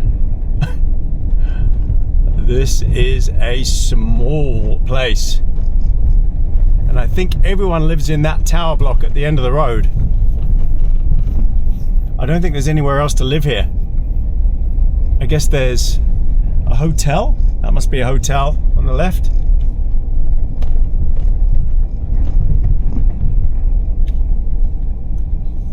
So let's go straight. It's telling me to go right up to that hotel area, up to that accommodation. But I need to find this fuel station. So that building on the right that you can just make out, the big thing, that's I think where everybody here lives. I don't think there's anywhere else to live here except that tower block and the one that's directly in front of us. I think that's it. Everyone lives in these big towers. I don't think there's any houses here. Here it is. Teeny tiny fuel station. Don't think we're going to get premium here. Right, let's fill up. If it's working, which it looks like it is. Good. Wow. Oh, I'm on the wrong side.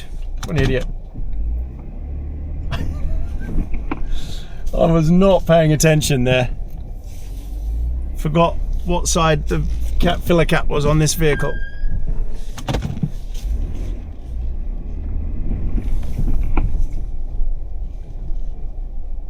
Here we go. Right, I'm going to fill up. Should be good. Right, so we're just looking for the Anchor Inn store. I think it's a restaurant and the general store.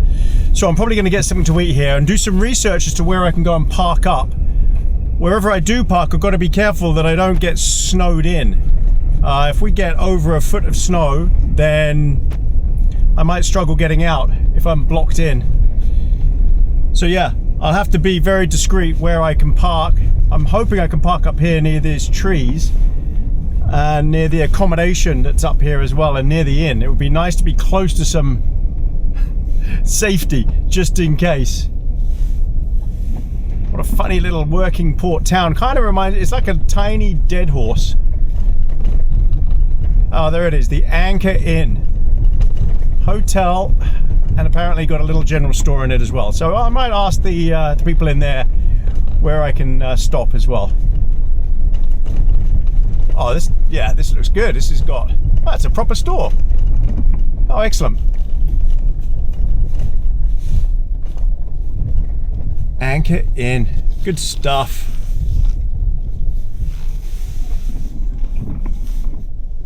Please use other door. Okay, right. I don't want to have to walk in deep snow, so let me give myself some tracks here. Whittier Army Port Historical District, US Army Headquarters building. Here we go. Right, I'm going to go into the store, get some supplies. Shopping is done. So now I've got to go and find somewhere to camp. And I've looked on the map here and there's apparently a campsite up here on the left.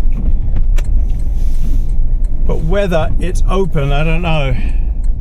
There's a lot of snow falling here. I don't want to end up too far off the main road and then cut off. This is the building I was talking about where I think everybody lives. This huge building on the left. Pretty cool. I guess it makes a lot of sense. I guess the army built it. Yeah. So just apartments, that's where everyone lives. Right, so up here on the right, I am not holding out much hope because it says winter parking and camping. I just got to make sure I don't end up going into a snowbank. Campground closed. Oh no. Oh, and I'm on the deep stuff. Yeah. Wow. Yeah, that's deep. And this is closed anyway. So it doesn't look like I'm going up there. Oh man, I'm gonna have to find somewhere else.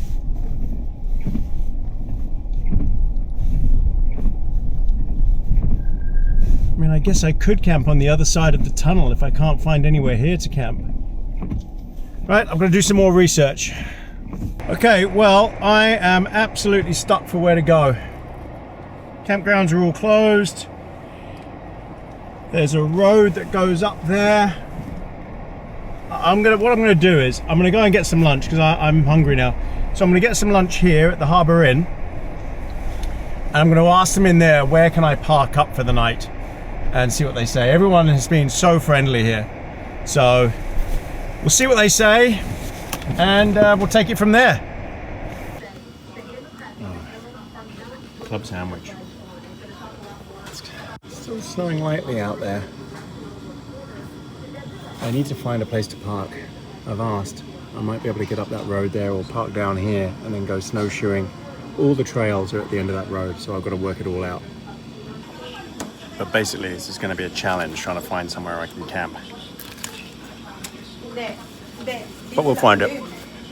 Right, we're looking for somewhere to stop. Look at this creepy place. This is the original building. Wow.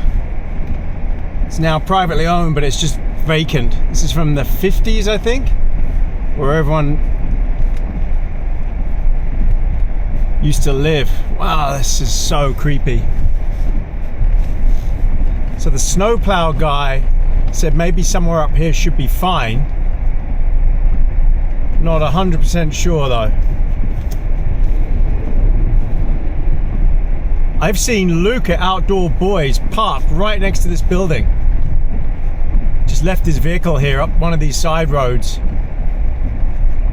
Seems a bit risky. Oh, there are some houses down here. So this is the way to all of the trails.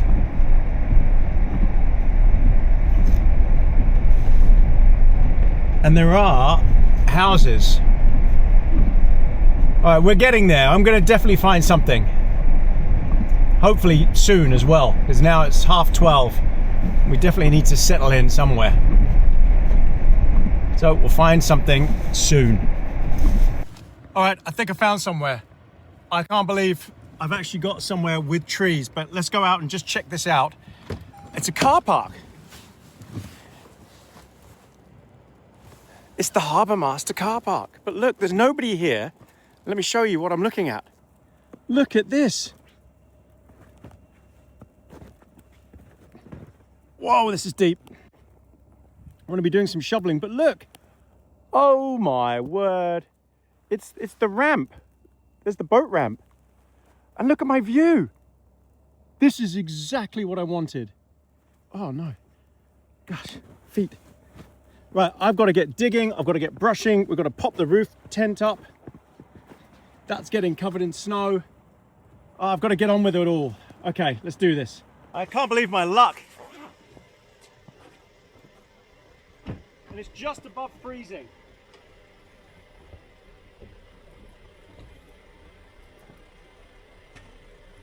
Right, we need to cut a bit of a path around.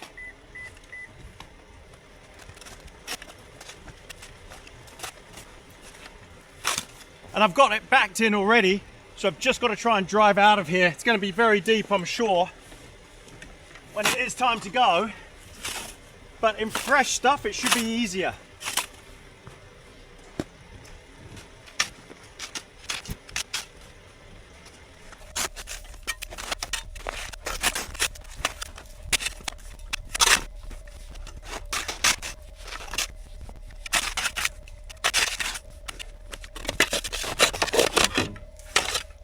All right, now let's deal with the roof tent. Let's get the snow off the top.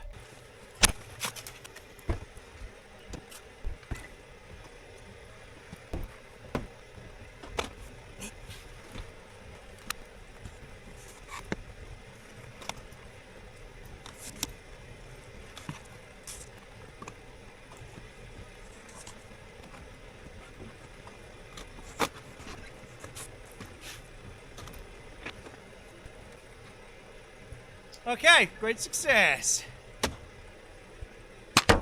Woo.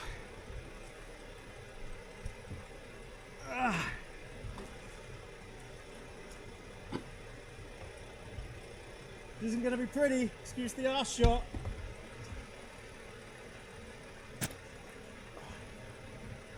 Oh, cold hands. Oh. Great success. All clear. Right, let's pop the roof tent up But I've got a feeling I'm going to be doing that a lot if we get a lot of snow.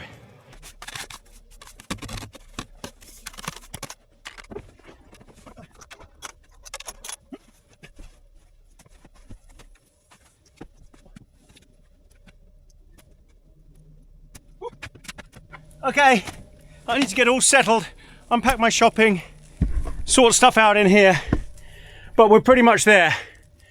Now let's just hope the tent stays up. Right, I've propped my tripod up. That should do a good enough job of holding it. It's on one of these steel brackets or aluminium brackets here. It's not the strongest tripod in the world, but it's enough, I think, to hold it up. We should be okay. Obviously, having this bed up as well helps. But the second I take that bed down, yeah, then we're going to have a problem. So I might just lower it a little bit to let some of the heat rise up there. I'm hoping it will melt a little bit of snow up there, but I don't know, it's so well insulated, I doubt that it will. But in other news, look at my view. Oh, check that out. Oh, and it's not too cold. It's just 0. So it's actually quite nice to sit here and look out. It's just, what a spot. What a spot. Beautiful. Right, I'm all settled in. Let's go have a wander. I've got my boots on, rain jacket. Let's just see what's going on out here.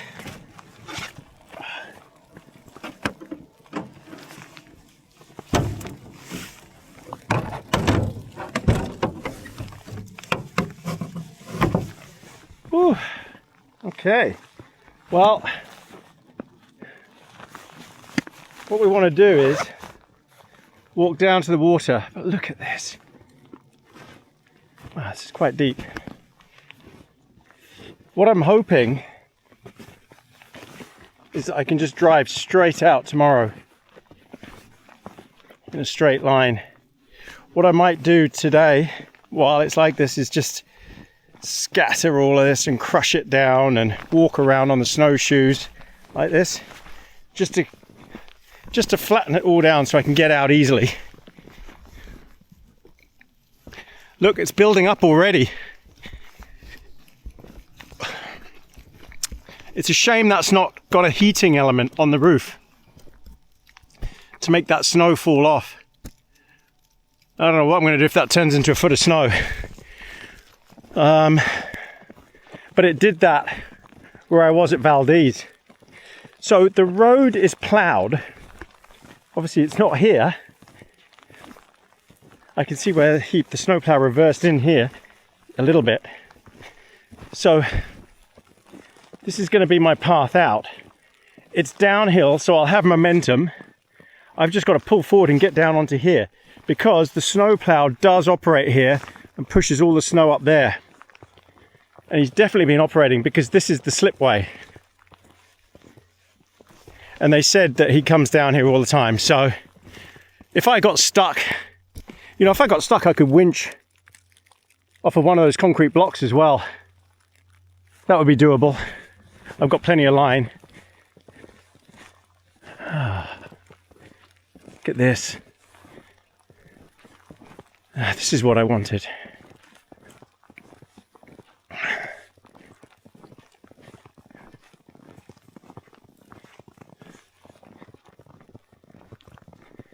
Wow. So this is part of Prince William Sound, I'm assuming.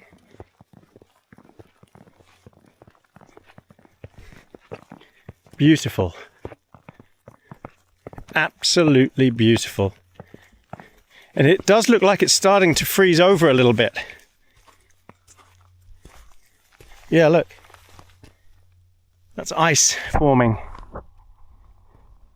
Be nice if I saw a sea otter, some wildlife, some whales come in. That would be nice.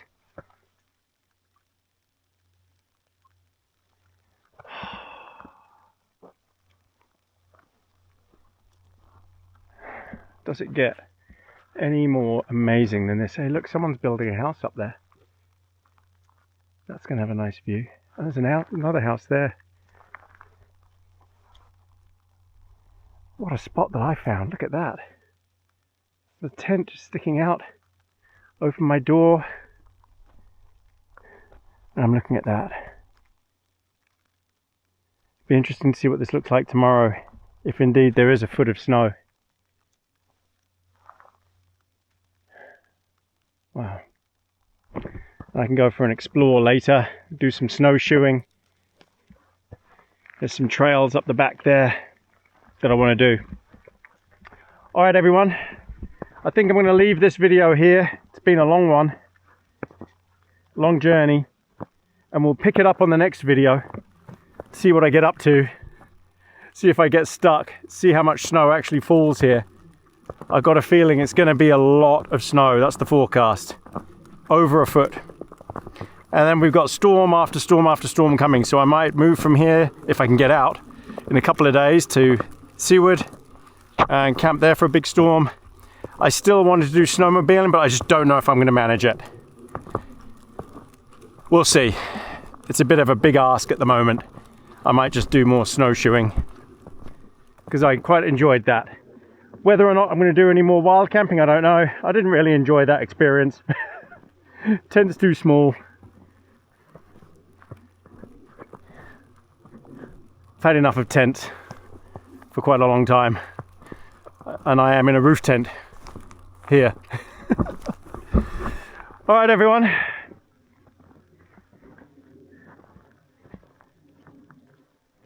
Thanks again for coming. Thank you to all of our likes and subscribes, our YouTube members, Patreon members, Buy Me a Coffee members. Thank you so much. Everyone who's bought merch, thank you. And everyone who leaves comments, thank you so much. And everyone on the social media, Facebook, on our Facebook fan group as well. Don't forget to join that. Instagram and X. Also, to everyone who's on the mailing list, if you're not, go on there. You'll find out about videos first before anybody else. www.abcampingandoutdoors.com. You just put your email address in and that's it. And then you'll get a notification when a new big video comes out. These videos are coming out, I think, every 2 weeks. So yeah, keep an eye out. I think this video is the end of the sixth or seventh. I think this is the 6th video, which is amazing. 6 videos already. Gosh. What a setup. I'm very happy that I finally found somewhere to camp. Whether or not I'm meant to camp here, I don't know. But it's winter. There's no one around. Nobody cares. In summer, yeah, I can imagine absolute nightmare. I'm sorry. I'm getting, hang on. There. In summer, I can imagine, yeah, nightmare. They don't want loads of people around camping everywhere. But then in summer, they've got the campgrounds open. In winter, no campgrounds open at all. There's just nowhere to go. So I was lucky to find this. I'm lucky I'm in this massive 4-wheel drive. I wouldn't have bought that van up here that I had last year, that's for sure. All right, everyone. Thanks so much for coming. And see you again soon for another camping with Tony from AB Camping. Thanks again, everyone. See you soon.